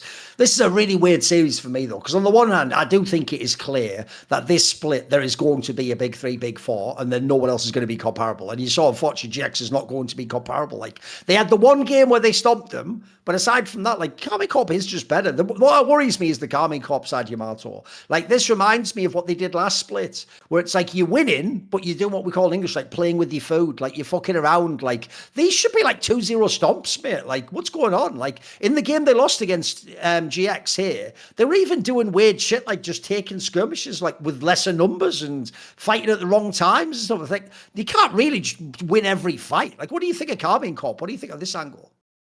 Yeah, I agree with it. It's just a continuation of the problems of the previous split. Like, the early games look very, very out of sorts. They are just better in the fights. Kana still looks like a demon. Like, what he did in that Jax game, we like completely 1v9 in my opinion. Oh, stop. It's just a lot more of the similarities. And like, referring back to Matelis, the main point I made about why G2 and Koi is going to do better than all of these other teams is because they have been productive in the last 2 months. There's no way these other teams were productive. How could you be? You could practice regionally, but Fnatic did the roster changes. They took time off. Like, what kind of sense of practice and improvement could you actively take in Europe during this time while G2 and Koi are coming back and they get to take a break as well? So they have no incentive to instantly scrim you. They can breathe and take it easy. And for KC, it's like, I don't envy that position. It's like, oh, you end the split. You can talk about it. You can strategize about it. You can dissolve that experience and make it into something useful, but then you just didn't have any resistance in practice, and now you're back into gear and you get to play these matchups that aren't necessarily, you know, grand or big or intense in any way. You are getting away with this, similar to how I mentioned before, Flacos and C9 just get away with, because the format is not creating the resistance that this KC really needs. Like, they needed to be able to practice against the best teams. They needed to be able to play against the best teams. And I think that's going to be a big pain point for them, because now they need to improve on the things, their early game, their cohesion with support jungle, Like that's like the main thing that has been the bad part for them, because they came out of the early game with disadvantages here against GX. Game 3, they just played a classic draft with the Azir, Zyra Khan, and we saw Yike have good angles with the level 3 ganks on bot. That was cool. That was a good game. That was like a classic KC game. I think that was like a good point. But then again, GX had a draft that they will have no business ever winning with. So you get that freebie once, but that's not a confidence builder. Because I'm with you. This should be a 2-0. If all the conversation that the KC fans have about how much better KC would have been at, of course, internationals, better than G2 and so forth, it's like, bro, you need to fucking qualify and you need to see some extensive improvement. And they added Niski as a sub. We can talk about that too, right? Well, I'll come to that in a sec, but let's do that. Okay. We'll pivot next. One thing I want to say briefly on this thing is, like, I actually think I can categorize this series they just played against GX a bit like the Heretics Fnatic one. Bro, GX could have 2-0'd themselves. Like, I agree with you, by the way. Canna's the whole reason they won that game 1, mate. Like, there's so many times where he just, like, pulls off, like, almost perfect, like, team fighting, or his angle to go re-engage is mega. Like, I actually feel bad for GX. You probably thought you caught him a couple of times and you could win that series. That was way closer than any business being. But this is where I wanted to lead into that detail. And then similarly to the Fnatic series, game 3 though is like, right, then you just do what you should and you stomp them. Yeah, no problem. But I know what you mean. The people have missed this Niski angle, Yamato, because people think it's just like, oh, you're signing him because he's Niski, he's popular with the French crowd, and he's, essentially he always should have been sort of a KCorp player anyway, shouldn't he? He's right there. He's their sense of humor, what they like. But there's a bigger issue here, mate, which is, notice they didn't sign him for his old position support, right? I think the player on paper on KC it's the worst is Dargamas. I'm not hating, but the way didn't really like that Thresh pick either, mate. That's not the RLs, mate. Keep that in the past. You don't need to bring that out. That's not your game. But they didn't bring it. They brought him to be the sub for mid lane, Yamato. And I was reading on a bunch of the forums, and people said, if you actually go back, because I know the Reha guy was like very vocal about what he thought the KCorp problems are. People have implied that that's real. He's not just like, the sub that'll never play like Reckless on T1 and we're just like, lol, for popular. No. It's implied they want him there to compete with fucking Vladdy for the mid lane spot, mate. As in, like, to keep Vladdy sharp. Because, to be fair, everyone said after Winter, Vladdy was the MVP. I think that's a totally legitimate argument, but if you want to say he was the best player in the LEC in Winter, maybe I would even agree. He was fucking insane, and for me, he's still a rookie, even though he played last year. But if you look in the previous split, yeah, he actually was one of the players who had his moments where he had his issues, etc. It's implied that, like, maybe he didn't do some of the things they wanted him to do in KC. They're not happy with him. Maybe, I don't know, he doesn't scrim enough or didn't work on his problems enough or something. What do you think of this angle? Because I think that's the shocking thing. People are missing that, like, a player that looked like, I mean, after the first split, people were talking about, wait a minute, he's already won a split, he's the MVP. People were making like he's the next Caps type thing, weren't they? Like, there's a world now where this guy could be getting subbed out. What do you think of this story? Oh, I also had the same line of thinking right away that, they're signing Niski as a sub because of his connection to everything, and I'm sure he can be very helpful with his experience and so forth. That was my instant inclination, but you linked the interview, and I think, I have a deep appreciation for how proactive KC is as an org. Like when they are attacking problems very aggressively and very fast, and we have orgs in the LEC that definitely need some of that. Like Fnatic, they had a bleeding arm for 4 years. That's the contrast. It's like KC, like even on my side, right? I've just realized. This isn't even a meme angle. I'm actually serious. Bro, why didn't Fnatic consider getting Niski for mid lane? That might even have been an interesting angle, bro. Yeah. Like, I could even see that working. Look, I'm not hating on Poby, but at least everyone knows, like, Niski can work with Razork. He's surely going to be more supportive mid laner anyway. Like, that, I'm amazed that wasn't considered, actually. Yeah. I like, just to continue my point, in the context of KC, it's like even the way they let go of me, it's like financially, it didn't make any sense. They admitted, like the manager knew me, knew exactly how I worked, and they didn't believe that it fit in the framework of what they believed how their org should be run in the future. Yeah. And it's like, I can respect that. I think still the mistake was, it's like you knew who the fuck you were signing, and then you're here and you just created a money sink for yourself, and you made me look bad for no fucking reason. That part is fucking stupid. But the decision to be like, okay, we just need to do this as fast as possible and not let it linger. And then one split went on and it was shit. And then they just cut off all the KC legends, right? It's like Targamas they kept because they had the vision to pair them together with Kalist. Sarkin was out, Cabo was out, and they brought in Vladi, Closer, Kana, and they just saw what can we salvage for the next year, because right now this ain't working. And that aggressiveness I appreciate, because it was the same when they brought in Kalist in the LFL. There was one split where they didn't even make playoffs. Instantly, they removed players, added new ones, and they just were, of course, looking for a future that they could believe in and build on. That's been their approach this entire time. And now with Vladi, the same way. It's like making sure that he has a career that really, really plays out the right way.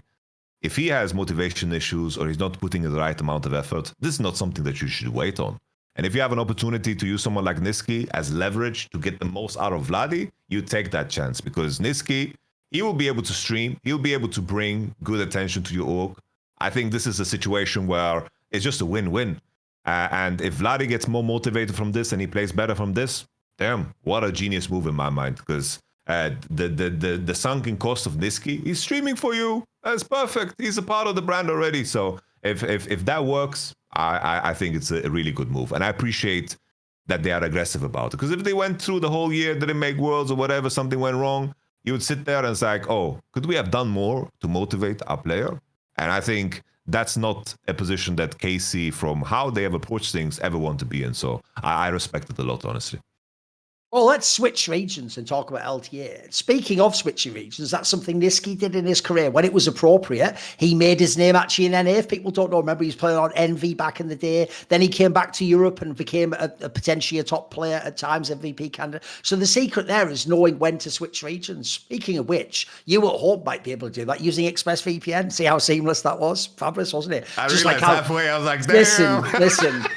You can always tell by the shift in the tone of the voice, but just like how seamless it is to switch regions inside of ExpressVPN, it's got that big red button. You just push it. The world doesn't end. Just it changes which region that you're acknowledged by on the internet. Now, what benefits would there be for that, you might ask? Well, first of all, it means that if you're on an unencrypted network, maybe you're out and about in the public. Remember, in the modern day, everyone has a smartphone. They use the internet. People forget, though, that even though at home they want protection on their PC, they forget that their smartphone also has access to their bank app, their fucking email that has everything in there. They have all the fucking messages on all the messenger apps that you're messaging to people around the world. Well, the beauty of going and using ExpressVPN is then your data is more secure. Now everyone can't just hack in and get all your shit. Also, in the modern day, actually, that side of hacking supposedly isn't even super difficult. It's not really some like brainiac kid just going, I'm in the mainframe. It's not like, actually, in the modern day, it's very simple. In fact, there are even things famously where they walk past and they can just in proximity sort of like get the data and fuck you up, etc.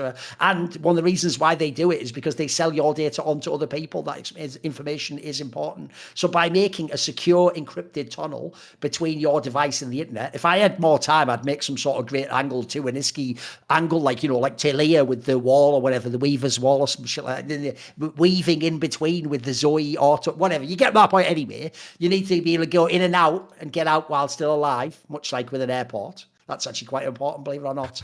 And they also have loads of aspects. Like, first of all, as Yamato points out, one detail I didn't even know before, but it's actually a banger feature, is you can also set specific apps to use the VPN, but not everything on your PC. So, for example, if you wanted to go and use certain websites in other countries, but you wanted, so in Yamato's case, he just wants to do it for streaming purposes, but he doesn't want the stream itself to go through the VPN, then he doesn't have to do that. He can actually tailor it accordingly, which is actually a banger feature. It's not really just like the old school VPN where it's a giant button you press and your whole PC's now in that region, or your whole PC's not in that region. They've actually made it more nuanced.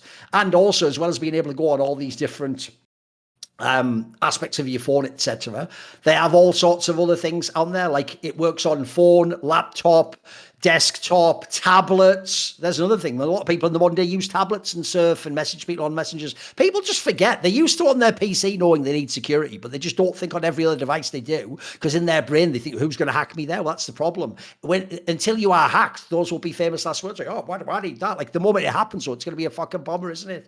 So this is the #1 rated VPN by top tech reviewers like CNET and The Verge. They have all these different features we've discussed. So How do you get in on a little bit of ExpressVPN? Well, you can secure your online data today by visiting expressvpn.com/summoning. So it's easy enough to remember. It's just summoning from Summoning Insight. That is expressvpn.com/summoning to find out how you can get up to 4 extra months free. expressvpn.com/summoning. Thank you to everyone who uses ExpressVPN. By the way, let us know what the best thing to use it for. Do you use it for security? Is there a specific service you like to log in to watch something maybe from an old country you used to live in or another country that doesn't have access? Let us know. And obviously get those 4 free months. Shout out to ExpressVPN for sponsoring this podcast. Right. The last region, and then we'll do a little bit of Q&A, it's obviously going to be LTA. Now, look, we've sort of addressed this earlier. The beauty of it is, we're not going to do every series for this one. There's not that many good matches, unfortunately, in LTA. It's just the nature of it. I mean, if there was ever a league, by the way, that couldn't afford to do this fucking format, it's LTA. It's bad enough in LEC, Yamato, but in LTA, this format is death. Like, the joke of LTA is you already need to treat your entire league like an Ascend League and just have the best teams play each other. Like, I need literally every single series to be 100 Thieves versus Cloud9, FlyQuest versus Team Liquid, into Team Liquid against 100 Thieves in Cloud9. You know what I mean? I need it to be all those matches because those are the only ones I can get hyped for. I'm sorry. Like, I can't get hyped when Shopify Rebellion plays. I can't get hyped when Dignitas plays. I've tried it. It doesn't work. So, what do you think at the moment, Yamato? Where are you at on LTA right now? Brother, we can't get hyped. The players can't get hyped either. Like, I'm seeing how FlyQuest play. I'm seeing how C9 play. Yeah. Like they're phoning it in, mate. Yeah. It's like in my mind, if I like this FlyQuest 100 Thieves series, like I'm not gonna extrapolate and say, no. Inspired is playing so bad. It's like, FlyQuest is in trouble. It's like I can't. There's no way for me to say that, because even in a scenario where they lose, it's not. It doesn't matter. It doesn't matter. They will still get to the end point. They will still get to the important best of series that is going to define their season, and that's gonna come almost regardless. So the purpose of this format is like they tried something unique. They're doing like this flag rip-off. It's like that's the life of the team. They're ripping off the flag and they're choosing who their opponent is. But it's just theatrics. It's just theatrics because the choices are so obvious and everything to come is also so obvious. So if we don't care, it's very, very obvious that the players are also wrestling with this. Dom said on the stream multiple times that this is something that is difficult. It's like he said, FlyQuest, look how they're playing. This is our best scrim partner. Everyone's looking forward to FlyQuest versus C9 again, and then everything else is just filler. It's like we want to talk about the series. It's like Shopify Rebellions dropped the game against this guy's toast. Like that drove me even more insane than anything else could, because this guy's toast just kind of stomped them, and then Shopify Rebellions just got away with murder. It's like this is your 4th best team or 5th best team of the league. It's like this is a problem. It's a very, very big problem. The discrepancy between the top end against everything else. I struggle in the long term seeing a world where LTA will not be absorbed by the LEC or something like this, because there's a lot of teams in this ecosystem that just what are they actually offering? I don't know what the future will hold. And we talked about it last time. It's like I would love a situation where you remove restrictions. This is your Dubai league from now on that is just based in LA for some reason, and then you just have the big money spenders coming out of everywhere, just making the craziest rosters ever in that league. And I think that would be insane. I'll give you an angle. Here's also why you could do it now, in my opinion. Like, I'll give you another angle you referenced previously. Maybe it is the Reginald angle. Maybe we just don't have import rules anymore. Yeah. Maybe it's just like, look, obviously to stay long term, you're going to need a green card because you need it in America anyway, or visa. But aside from that, if you want to sign 5 European players, the reason why you wouldn't do that in the past, Yamato, is because the logic would kill all development of NA players. And it would have just been Europeans all along. That's true. But the difference is the league itself's going to die at this rate. So at this point, it would actually be better if the disguised hosts of the world were picking up like ERL prospects from Europe or people. The joke would be when you kick out a player who's actually like, the joke is maybe 113 should be playing for disguised toast. You know what I mean? Like, he would actually be an upgrade in that league, mate. He'd be a pretty good player. Like, he could do some things. So I know what you mean. You've got to do anything that improves the quality of the matches and the quality of the players, because right now it is fucking dire. And I agree. I also do think those top teams just look like they're phoning it in, mate. They just look like they know unless they're against each other, they don't even have to go try hard. They win the game anyway. It's almost impossible to lose at this rate. And also, I've got an angle for you.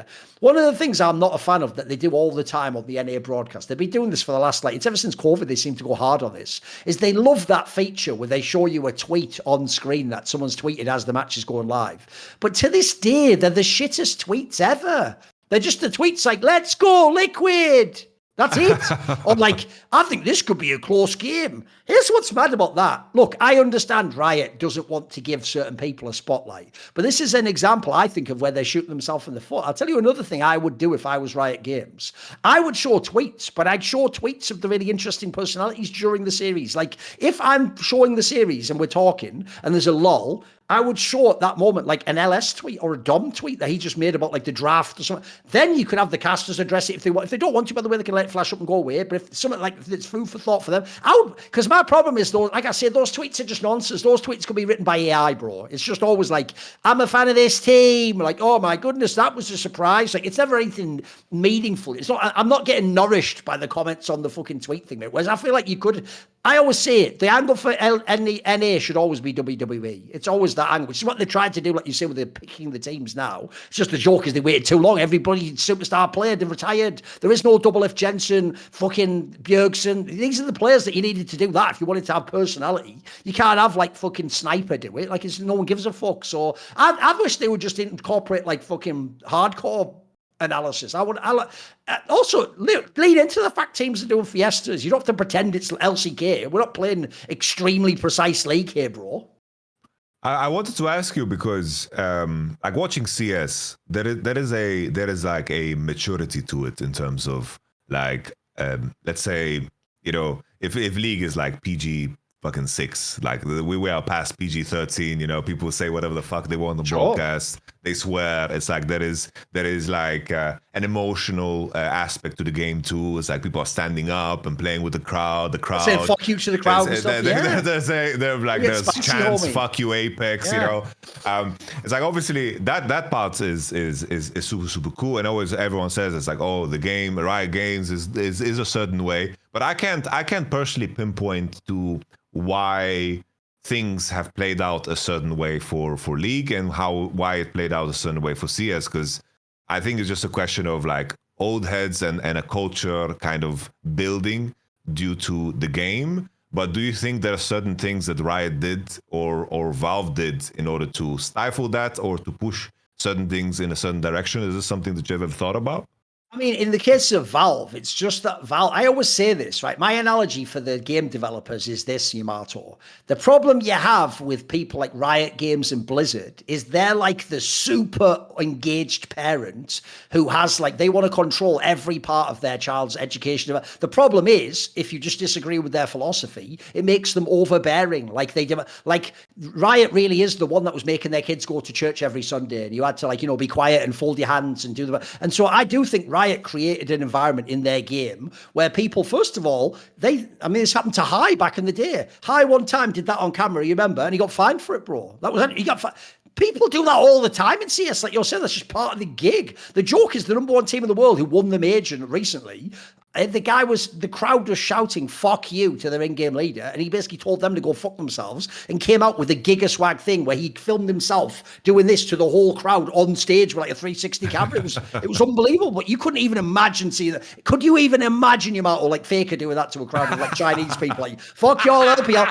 That would be the equivalent. That is actually the actual equivalent of what it was, you know. Like, that's nuts. But I'll tell you what, it made the atmosphere super hype. It was like some WWE shit with like the heel where they're like, y'all are a bunch of hicks who suck. You're like, boo! And you wait for the Rock to come out and attack this fucker or something, you know. That's why in that tournament, as you're talking about, when everyone was hating on the number one team, Vitality, every fan in the arena wanted Mongols, the underdogs, to beat them for that reason. Like, oh, fuck you. That was like a wrestling angle. The problem is, I always say, if you're describing the game devs like that, it's not that Valve is the awesome parents. No. Valve are the parents that are just working all the time and they're never home. They're always off on some business trip. So it's like, I call you up like, hey, dad's just left. Fucking come round. We're going to play Xbox all night, drink fucking lagers, you know, and then fucking maybe call some girls up. Like, They're the absent parents. So what the benefit of Valve is, you never worry about them like you worry about Riot. Like, by the way, I don't think Valve has ever actually punished anyone ever in the history of Counter-Strike for ever saying anything fucked up. They had that one time in Dota 10 years ago where they kicked Too Good off that event,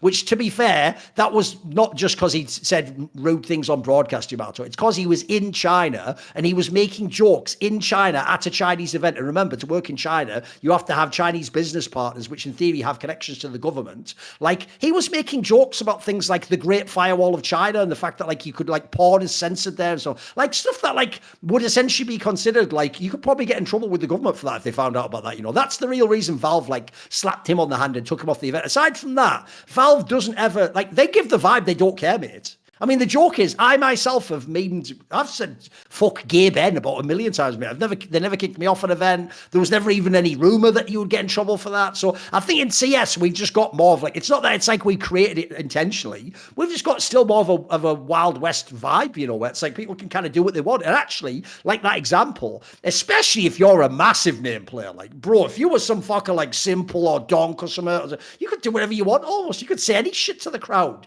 You could say shit to your opponent.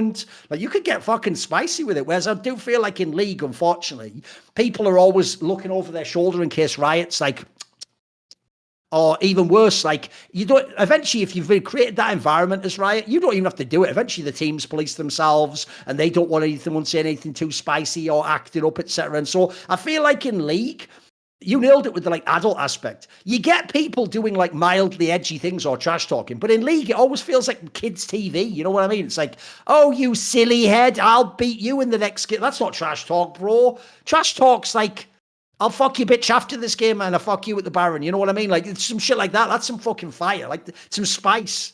Trash talk would be, in CS, put it this way, in CS, we would have just directly trash talked Gilius, like, we'll just get Kickers in next game. We would just do that to his face, bro, that, to give the analogy from earlier. That's how wild people are in CS. They're just unhinged, bro. But I love it. It's great.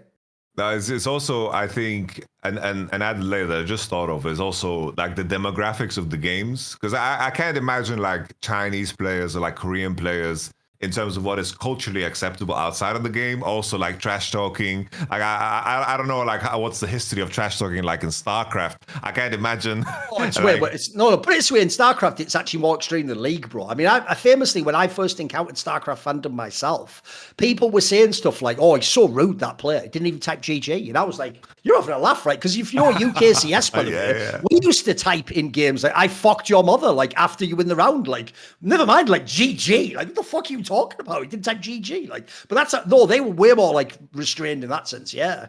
Because I'm just thinking about, like, you have the CIS region, you have, like, Brazil and so forth. It's like these are very, like, let's say, intense cultures in terms of like sports, you know. So I think definitely that also bleeds into it. But it's, I don't know, watching the CS event was so much damn fun. I would rather talk about IEM Cologne than LTA, because what else is there to talk about LTA, you know? There isn't much, is there? Let's be real. There isn't much. It's tough, man. It's tough. It's just, we're just waiting for the big matchups now in week 3. We just want to see the next one. Fly. TL versus C9 next match. Yeah. Finally. Could at least be a good game. Yeah. So, if I had to set up my dream, this game needs to be 2 things, Yamato. I need C9 to come with, like, good individual strength, something they've shown me the whole last split, but I need TL to actually, like, show me that macro they used to have. Because otherwise, I feel like there's a world where C9 just beats them and then it's just going to be a boring split, you know what I mean? I need to get hyped for TL, but their angle has to be, like, the macro angle bit. They have to go back to their strength, you know? That's what made them the best. Yeah, on my side, I think with Team Liquid, it's like if we would make like if I would make a video tomorrow about all the homies that just got smacked by Fearless the hardest, like, this has to be the team that just suffered the most out of anybody in the world. Whether it's Core JJ, Impact, even when it was standard, they had a very limited drafting pool, mate. In fact, that's why people like Monty always give them mad props. Like, if you looked at what they had, the genius they had was, why didn't they get gapped in the draft all the time? They just managed to maneuver it really intelligently. It's basically Team Liquid for the longest time was that Simpsons meme where, like, Homer, like all his fat is, like, pulled back and held together with, like, fucking these but fucking from the front, things. He looks awesome. He looks like jacked. But it's like Team Liquid just a masterpiece of just putting makeup on a pig, because They literally played the same concept over and over again, and this is something also that Spawn said. It's like we was really, really good at practicing the same thing over and over again, but when the meta deviated, we were shit at adapting. Because you mentioned that final against FlyQuest, it's like the main issue there was that APA didn't play Smolder, didn't play Zeri. It was Koki, Tristana, and there was no adaptation. And now in Fearless is even more extreme, and they're just playing a game of catch up. And at the same time, they have the issues of Fnatic, because I pointed out that at the beginning of the split, I really didn't like that they continued with Umti. I didn't think it made sense. Like, they needed firepower from the jungle position. They needed to be a lot more bold and leverage how just good Impact and CoreJJ should be as leaders in the game. You don't need another vocal party. You don't need a player with intangibles in your jungle position, because we were sold this story about how important Umti is for the team vibe and whatever. It's like, that's not what this roster needs. Come on, man. You have all the experience that you need endlessly. And now they're here. They made the change mid-split. They didn't have all the options they would have in an off-season, and they're struggling with Fearless.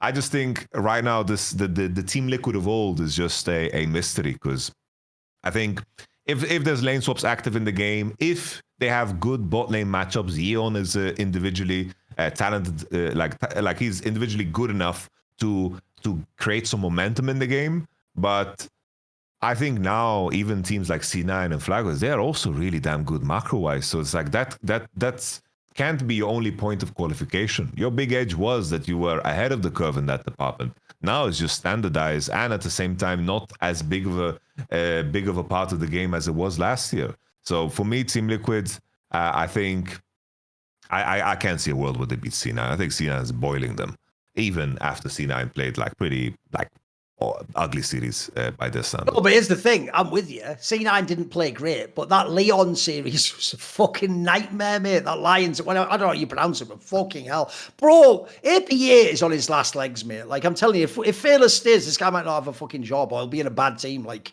what the fuck is that? Like, this team should be one that you just smurf on. Yeah, it's just the tricky thing, right, about North America is that you are in a position now where Georgia Pune left to Europe. And then your best mid laners are Loki, Quad, Quid, Saint. And they all have a very specific passport. That's true.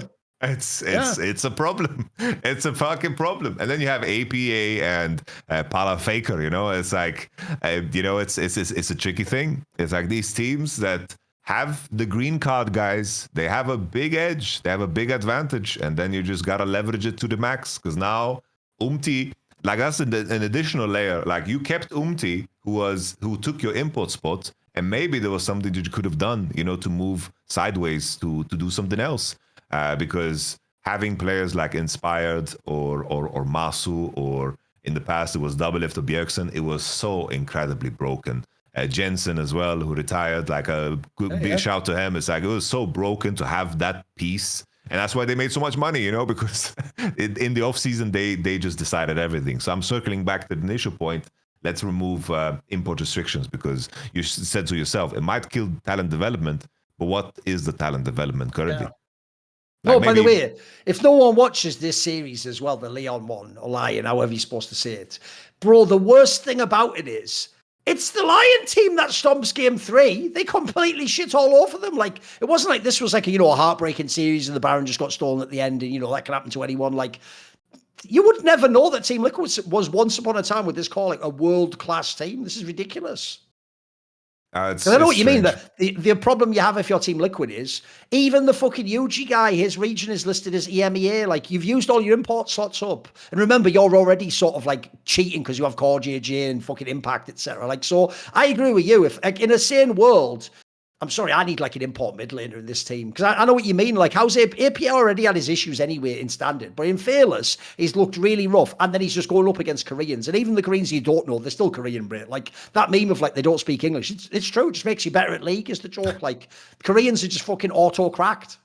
I just want to make sure we don't say it wrong, because I now that I think about it, I do think they just have an input slot open, right? Because Eon, is doesn't count, and then KCorp Impact, I believe they are green carded to the guilds at this point. So in all of this, they should do have one then, yeah. They have that slot open, but I don't think continuing with APA was as egregious as the one.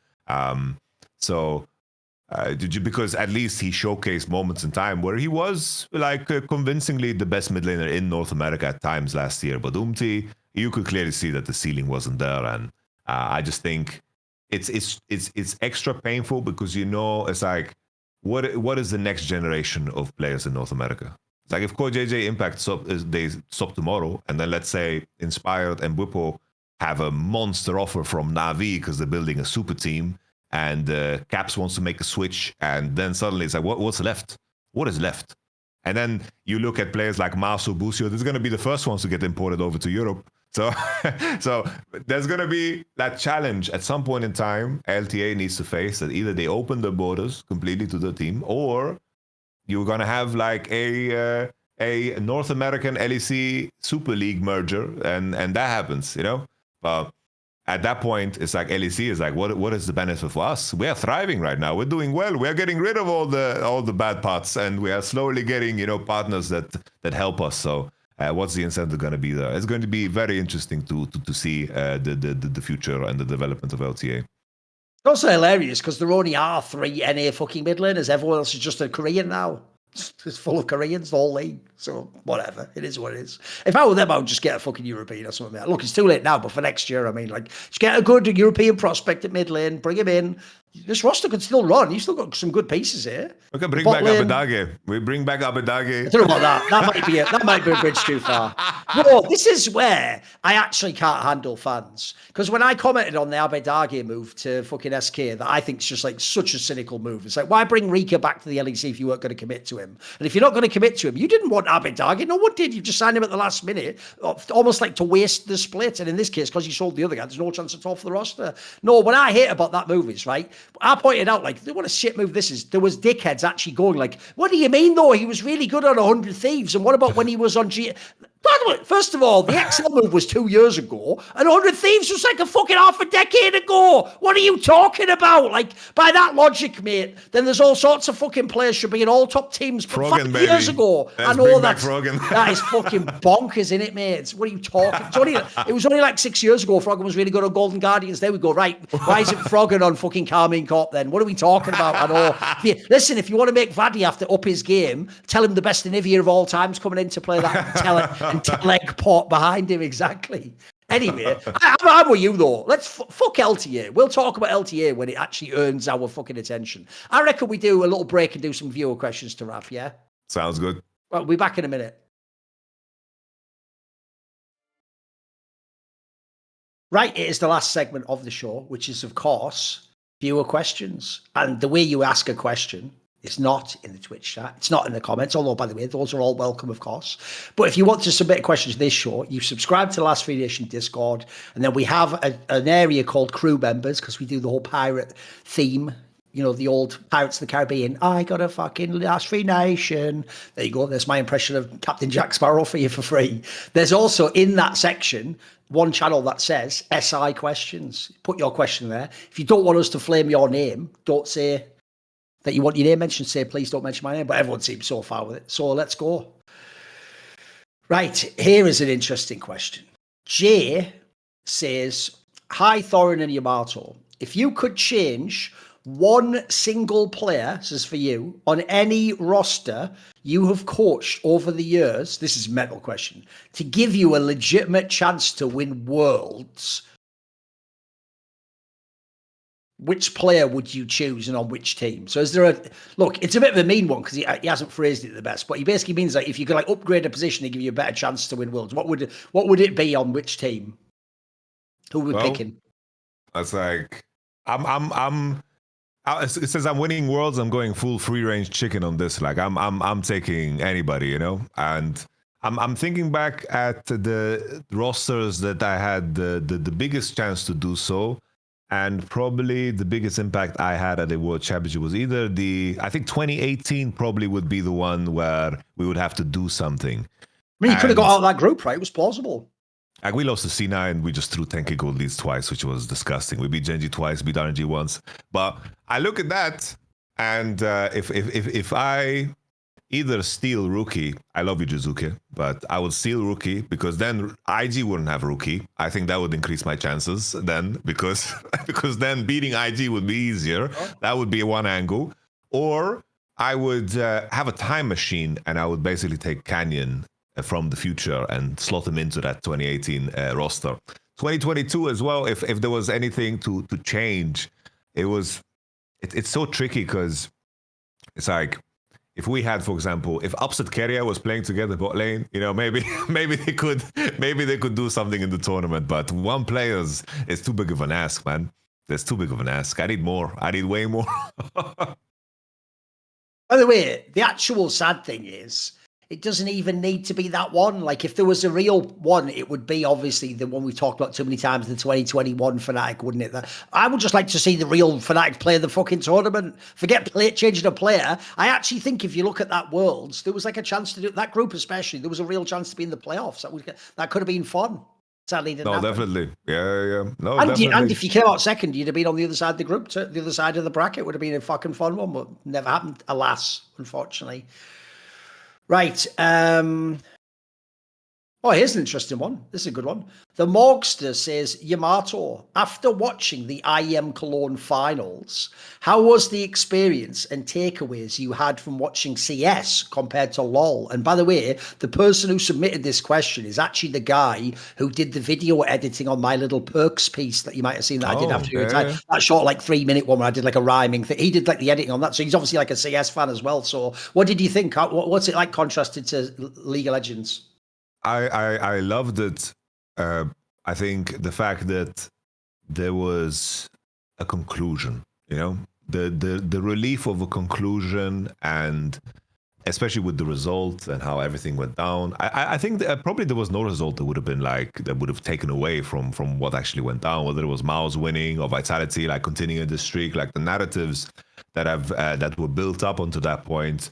Was super fun to just pay attention to and to participate in terms of what the product is and how deep of a respect CS has for its history.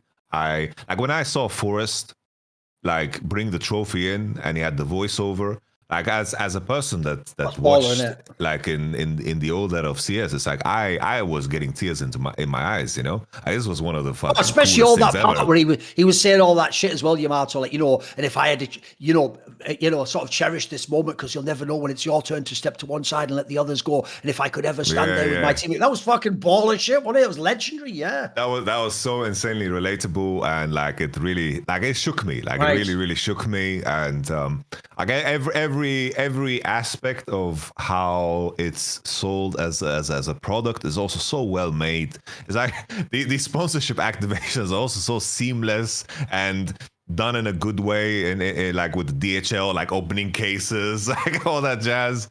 It's just how it flows. It's like my only criticism is it's like the time between the maps is just a little bit too long, but that's like okay, you know. It's like if that's my only criticism, it's like it's all right. Like if the teams need more time to prep, God bless, let them rest, because if they're playing 5 maps back to back, you know, they're gonna, you know, dehydrate and just fucking get dizzy up there. So my experience was insane. I hope to co-stream more events. It's so easy to follow and to, at least on my end, as I'm watching, I feel like I'm actively understanding things more and more. And there's so many things to pay attention to. And the flow of the game is also super nice. It's just, there is tension, reset, new round. It's like it just flows super nice. I think CS as an esport, I understand so clearly now why it's been successful for so long. And as a game and a concept, it just makes me even more shocked about how long League has survived with the complexity and how distant you can feel from the game when you step away from it for a couple of months. It's like, what are the teams? What are the players? What the hell is going on? Here, bro, when they're playing Dust 2, I'm like, yo, I grew up here. It's no problem. I know everything. Oh, they changed a little box there? Okay, now I know. Fuck that box. You know, it's very nice to feel like investing time into it actually means something, you know?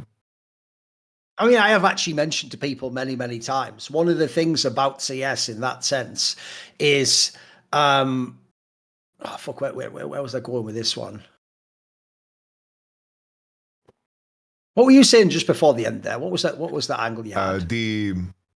How your experience still translates to something relevant in this day. How like league changes permanently and then like that's it. Yes. What I was going to say was because it's so easy to watch CS and like as you say, it's so instantly relatable, even if you're from a different era or different version of CS. I also think a mad underrated detail about CS is I feel like the conversion rate of people who play the game to watch the game has to be one of the biggest of any esports game. Like remember, CS doesn't really have Korea and China engaged in the same way that like League of Legends does. So I've always thought that's why I actually don't give Riot as many props for League of Legends, because I actually think League of Legends esports should be like 5 times bigger, bro. Like they have an enormous player base. Like you go back in time as well, there was times when League was the #1 played game in the world for esports. Like, but I always felt like the actual conversion to like esports watchers wasn't as high. It was more people playing casually for funsies.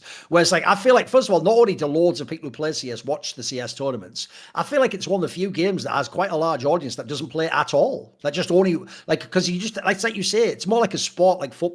You might not know the modern tactics, but you turn on a game, you can immediately watch football. You understand the positions, you understand the basic concepts, you know what a good goal looks like. It's why the actual real sleeper, the based opinion is this, right? You know, everyone always now goes, CS is the king of the esports games, it's the best game. I always tell all the people, even though they're all my friends, all the legends in CS, hold your horses, homie. There's a game called Quake. Maybe just sit the fuck down. You have to understand, just because Quake isn't relevant anymore. Quake, by the way, has everything CS has and more. Because it was 1v1, it's really easy to watch. The games are just like CS, very exciting. It's just the problem is Quake's not a relevant game anymore. But I'll always tell people, those games, like, they're just so much easier to watch. Like, if you're a fan of CS as well, like, you can watch it for the skill level.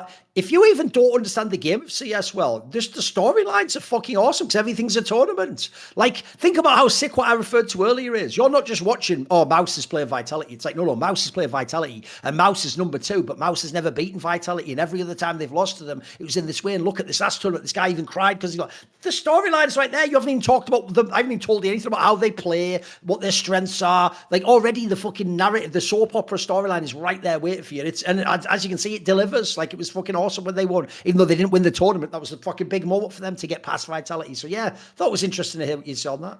Right, here's a good question. Go on.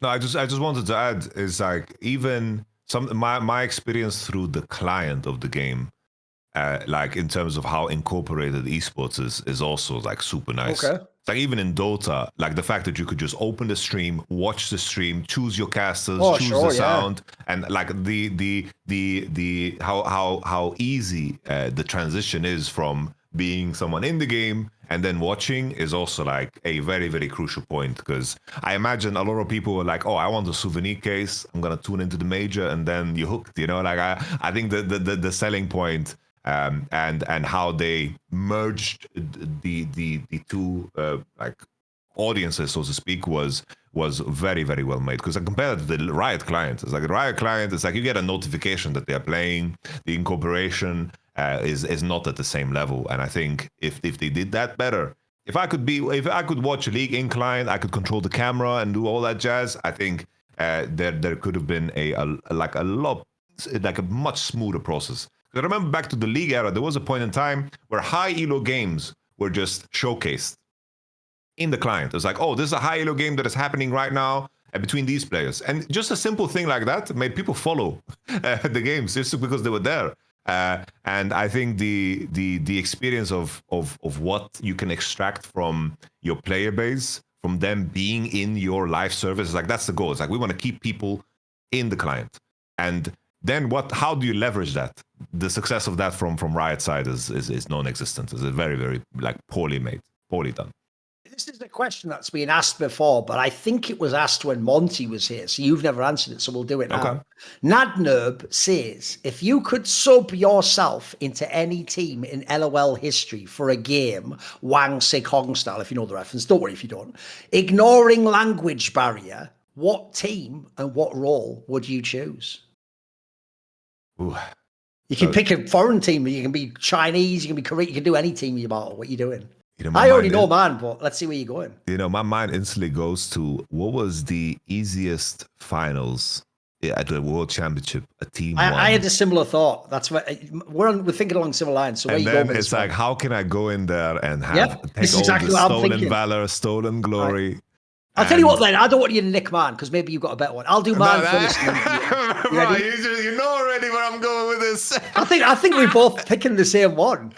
I'm heading in, bro. I'm on the analyst desk 2018 Worlds, and then Sunday... you have to do it because, by the way, Yamato, I was going to say the same thing. I would put myself instead of Bowlan on IG. Yeah. I think listen. All I have to do, bro, is go in. Listen, Jackie, I don't even speak Chinese. You go in, mate. I go in as well. That's it. If the shy goes in, I go in. Like I'm Bowlan. I know what you mean. I'm Bowlan's spot because this way we're still winning worlds. It's not like I enter the game and we lose, bro. We're winning as well. I get to be a world champion for this. Yeah, of course. That was my angle, bro. We had the same angle, right? Valor. I get to play with my hero rookie. I'm on the endless desk. I'm like, guys, I'm leaving. It's like, you need to fill in my spot. As IG just called me up, and I walk on stage, and then there I am. I could have just been an IG sub. I was on location. Like Reckless. So, yeah. Okay. Oh, we actually that one was for me. Thank you, rookie. Yeah, that was good. That was good. Right. This is a bit of a mad question to ask because how could we possibly say it publicly if it was true? But I'll ask it anyway. Imac says, is there an org in League that we should be wary of doing disgusting things behind the scenes akin to an EG or a TSM? Again, I don't really know how, like, put it this way, Yamato, I could in theory answer it if I knew because I mean, that's just the style of how I do things anyway. But I feel like he hasn't, the mistake he's made about this question goes like this. If there was, what would be stopping us saying it now? Like, I've called out those orgs on this show before. I mean, in my journalism, I've exposed things they've done that were like corrupt or they've lied or they did things that broke rules and got away with it, So I am a bit shocked at, like, why would I be sitting on it waiting for a random question before I'd reveal it? If I have any juice, I'm going to give it to the show anyway. But I guess in this case, is there even something that you would hint at? Is there an org, for example? It doesn't have to be anything crazy, obviously. Is there an org that you feel like is badly run or there's a lot of stories that have never come out? Is there anyone out that I can't say so on the nose, but both we can say is that there's definitely stories that are not my stories to tell, but I wish they were out. Right. Because it's like some stories are not mine to share. Like someone shares it in confidence, and you know that it happened, where it could be like gross negligence in surrounding health, where a player maybe is injured or unhealthy, and they are trying to find bias, like confirmation bias, and go to multitude of doctors just so he can pass and play because he got the pass from a doctor. Like that has happened. Like that I know about, and I wish that came out because that could be so fucking dangerous for the player's career and so forth. But it's like just because it's like everyone thinks that just because of the presentation of some teams that esports is like ran well. Most of the time it just isn't. It's like some orgs are good, majority of it is just a mess, and a lot of people that are just trying their best and fulfilling like 10 roles at the same time. It's like you have a couple of guys in an org that are just doing everything and they are just burdened with the whole responsibility because they care, and then you have a bunch of guys that just ride it and just take advantage of what esports is. And it's still the wild west, but I think we are slowly, incrementally, all of those people are getting filtered out, and they're getting out and getting out. But it takes time. It takes time to get all the snakes out of the grass. Because when I started out, it was a mess. It was way worse than it is now, and it's getting better and better. And I think orgs are also getting better and better. But I think that's just the natural process of anything, not just esports. In theory, Rogue is gone already. We've got NAVI now instead in LEC. And I have promised in the past, I'll probably still do it. I've got all the material to do a video about that guy Fly. Now, the problem is, though, it's not as spicy as like an EG thing. It's more like he just lied a lot, or he was just like disingenuous to people, or maybe he did things like exaggerate how important he was and stuff. So that's more like minor shady stuff. It's nothing really that crazy. I do think that's why I might still do the video. I do think he was a bit of a shithead, but if anything, the results go along with it too. I would just say this to give you the little tiny tease, so there's something from this. If I had to guess, I can't specifically say. It would almost certainly be an LPL org, though, because put it this way, if anyone knows anything about the story of Bo when Bo was there, it's actually the opposite to how a lot of people have heard the story. They think what happened was he was really good, but then he was involved in match fixing, so he was banned. No, as far as I know, it was implied to me he was really good. He was maybe loosely involved with some match fixing. He tried to be a whistleblower about the match fixing, and it's implied it's the whistleblowing that got him banged, as if like the whole thing there's like, hey, shut the fuck up, what are you doing about that? And so I would, if people don't know, the reason why I will always treat Asian match fixing as much more dangerous than Western match fixing is a lot of Western match fixing is stuff like an American kid who actually has like a totally fine life. He doesn't need the money. He's just doing it because he can get away with it, and because at the moment people don't prosecute you and send you to prison. That tends to just be a kid being a dickhead, but there's not some grand criminal conspiracy. I have heard that in some of the Chinese teams, sometimes the person who's the handler of the player who needs to do the match fixing is sometimes a guy who works in their org. So it's like that brings up all sorts of like abusive elements of like, that's the person who's almost like your guardian within your company, your boss in your game, then potentially coercing you into match fixing where you might not even do it out of choice. And it's implied there's like criminal elements there who might actually in real life like beat you up or kill you if you don't do the right thing. So I would guess, I don't know which one it would be. I wouldn't even speculate in this case, but in the LPL, I've always thought it's a bit suspicious how you always get those really crazy upsets. Like you get upsets in the LPL that just don't happen in other leagues, mate. You'll get like the 10th best team in the league for real, just win a best of 3 against like the number 1 team in China who looks unbeatable. And those games immediately set off my alarm bells of like, was this game fixed? Like, did something happen here? Like was this one where, you know, someone on the other team was told, hey, you don't need to win all the games. You're already 9-0, or the odds are going to be crazy. How many, again, you have to speculate, but I would imagine it'd be in some other region is the point. But sadly, we don't have an answer. If we have an answer, by the way, this is the sort of show that will reveal it, or the 4 Horsemen. Right.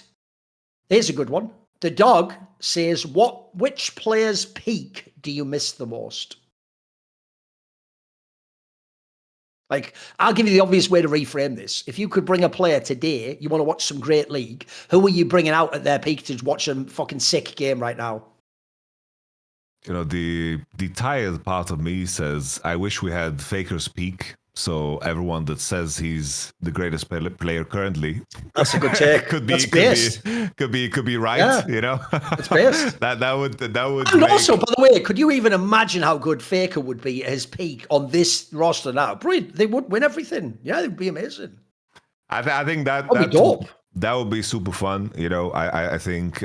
I'd see him against Chovy at their primes. You know, that'd be fucking awesome, wouldn't it?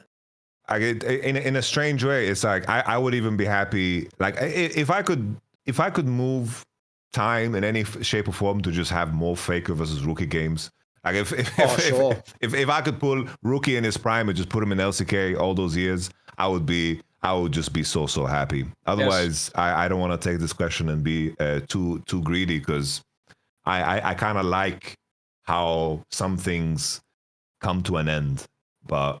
If anything, if I would add an additional layer, so it's not just the answer about the discourse, it would probably be like a player career I'm very sad about, that I wish we had more of, is just Nuguri.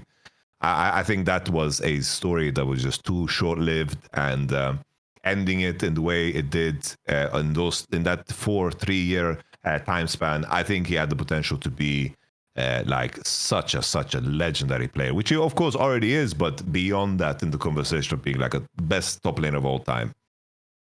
The problem with this one is I won't pick Rookie, because actually what's cool about Rookie's career, despite what plebs on Reddit will tell you, is he's not insanely. Here's the difference. Faker is further from Faker's prime than Rookie is from Rookie's prime. Like, Rookie can still bring it out every game, also he can give you a flashback. He can even have splits. And people don't know, it was only something like last year in spring, he was still like a top LPL mid laner and was getting all LPL nods. So he can still give you, like, I don't miss it as much. So I would have to pick someone who was just completely irrelevant now. Like, an obvious angle for me would be someone like Forgiven back in the day. Because what I always loved about certain players from the West is I don't like the Western player that's just good. I want the one that in skill, but also mentality, actually believes they can go against the Asian player who's the best in their role. And I can tell you that is real. Forgiven really thought he can beat, like the joke is, when Forgiven played Samsung Galaxy, he thinks he's better than Ruler. That's not a joke. Like that's real. Like, he would tell you that on camera, but not just as like, you know, bravado. He believes it because he's played scrims and he's had times where he believes he's gapped him or CS him or whatever, you know. So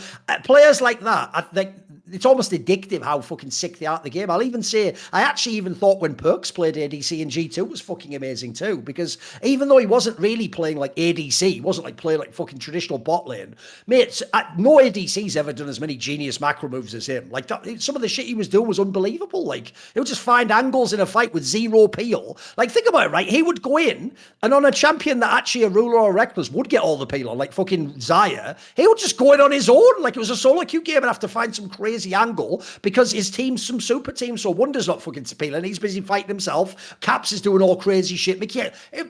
Perks would just find these crazy fight angles that were like, it was so addictive, because if you remember that year, people now remember what G2 could have done the Golden Road and they only lost one BO5. Bro, they were supposed to lose tons of those BO5s though. They were even supposed to lose the domestic ones to Fnatic at certain times, but the clutch factor was, that's what I always remember about that team. I've never seen a team where, I always used to say at the time, like, I can't bet against this team because they can just pull any game out of their arse. It's fucking amazing. So that was pretty cool. His peak as an ADC was fucking baller.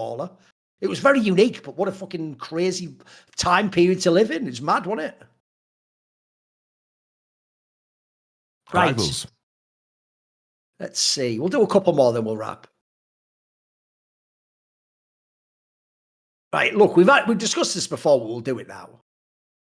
Big Boy says, how would the history of NA, so specifically NA, have been different if imports were never allowed? Would the results along the way be very different? How would the LTA be doing now? What do you think?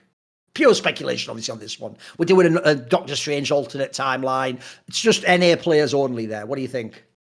I wonder if that in itself, because the legacy that was carried over obviously was with like Bjergsen, which was we had the first import in Ghost to Peppered who joined Curse. This was like Steve, the Team Liquid owner, doing this move, which was Sure. a super cool move, to bring him over, first import, and then the follow up with Bjergsen. I wonder, like my imagination takes me to a place if imports were never a consideration. I wonder if then in that case the LTA and the LCS would then not be deluded by the idea of wanting to compete internationally and lose the flavor of what made the league so popular. And that was like the proximity to the players and the fans, because that was what CLG, Dig, and TSM brought to the table. So maybe if there was no imports ever allowed, maybe it would thrive more because it would be a product by itself that is focused on its own prosperity. Because I think that delusion that, we're going to make these changes and we're going to compete internationally, I think that concentration of effort just because of the international flops was just one of the biggest mistakes in terms of what the LCS was so popular for. So maybe in that world, yes. But I think without imports, you're not going to be competitive at all. But unless the LTA was so popular that people played League so much in America. So those are the two paths I would go down. The problem is it almost certainly would be a way worse region, because if you think about it, almost every single big result ever that happened for NA had people like CorJJ, Jensen, Lost Boy. If you don't have these people, like, you just don't really get these results, which are the biggest moments you're all thinking of and remembering fondly. So if you don't have that, here's the thing. At the same time, though, I don't think it would be as extreme a drop-off as people think. Like, here's the thing. You wouldn't have the top end of the results. But there have already been rosters that were pretty much all NA that were good. Like, there was the CLG one that went to Worlds, the Darshan, Smithy, Pobelt, and Double F Afromu. You could have kept that running for years, but that's a good roster. There was the classic Cloud9, the one with Balls, Meteos, High, Sneaky, Lemonation. Again, listen, these aren't world beater rosters, but these rosters can fuck around. It could be like a top 8 in the Worlds or get an upset over someone. So the key thing is there was still talent there. If anything, I think what you would actually see is it would just bring certain NA players. They would get even more opportunity and they would have more legendary regional reputations. Like, I'll give you the example. If you can't have Jensen and Bjergsen, all of a sudden Pobelter becomes like the Maple of NA, mate. Like, he would be the best NA mid laner ever, probably. him and High, and they'd have like kind of their own cool little storyline. Whereas instead, everyone just remembers like, who gives a shit? It was all just Bjergsen and Jensen and Doublelift, wasn't it? Like that's all everyone remembers about the league. So I do think there was some quality there. And sadly, I actually think in a fucked up way, it might have been a better league. Because if you remember, I actually take pride in this myself.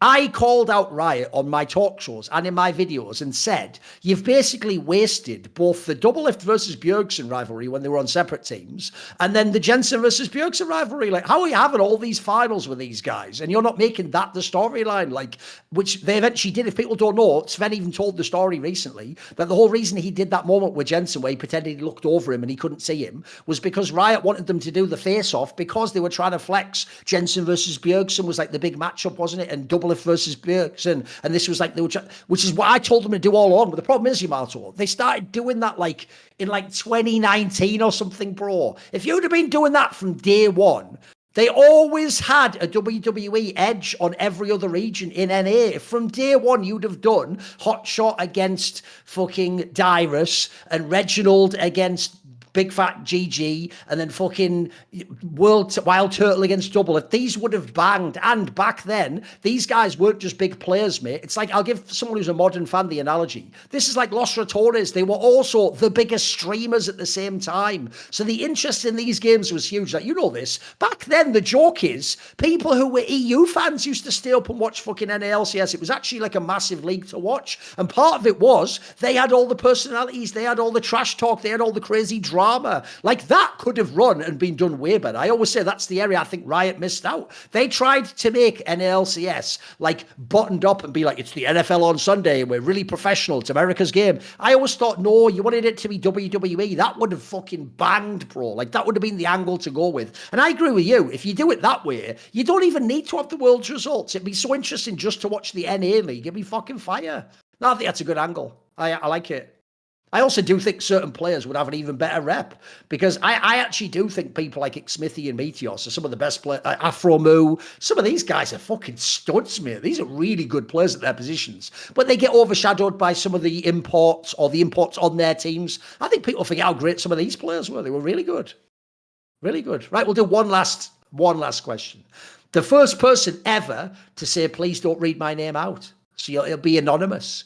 They say, what is Knight's peak as a player in terms of individual level? Has he ever been the best player in the world for a split? And is he currently number 2 behind Chovy? What do you think? Do you think he's ever been best in the world for you? Trying to think back to the years. It's because I'll say I do think he was. Like, because the key thing to me is this, Yamato. The key framing is Chovy, I think, almost every year has gotten like 5% better at the overall game of League. Like he really was once upon a time a guy who just laned and played it like it was fucking lane simulator and just went in the side lane and didn't group and didn't communicate. So the difference is if you go back to early Chovy, this is when Faker already still isn't the best player. I think in that era, when on paper the best players are like Showmakers, or I think there's times then you could maybe have argued for a split Knight was the best. I thought in the early top esports there was a couple of years, mate, where he was unbelievable. Like you felt like almost every split he was in the finals every time. Like he was cracked. Maybe I could say he was the best then. I don't think he actually would be like overall. Like there's never a year he was the best player. I think. What about for you? You ever thought he was the best?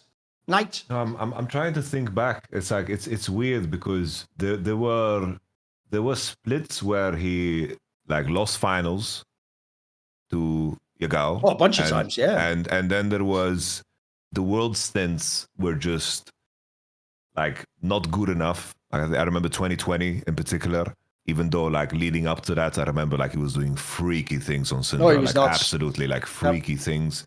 Like I remember just watching his playoff run, and I was like, this guy is just it's crazy how good he is. I'm struggling in those years in particular, 2020, 21, 22. That's where my information on the LPL is like the weakest. That's like my weakest out of LPL because I was still coaching back then, and you were very, very selective with what you watch. So I'm afraid to extend myself so far to say it. But I do remember there were eras where Knight was on a bad team and he was really, really insane. I think even 2022, I think Knight was really, really insane. His volume of work his volume of work is absolutely crazy. And 2023, I do think that in terms of that style that was played during the MSI era, where it was basically the hallmark of what LPL mid lane is, whether it's like Lissandra, Nautilus, Annie, Vex. He didn't play Nautilus in particular, but it's just I want to frame like what the champion style was. I think then he was like the best. Yeah. He was like the best mid laner at that. Whether it was Annie, Nico, I don't think that anyone touched him on those champions in particular. But even then, the question was best player in the world. The problem was Ruler was just having the year of his life.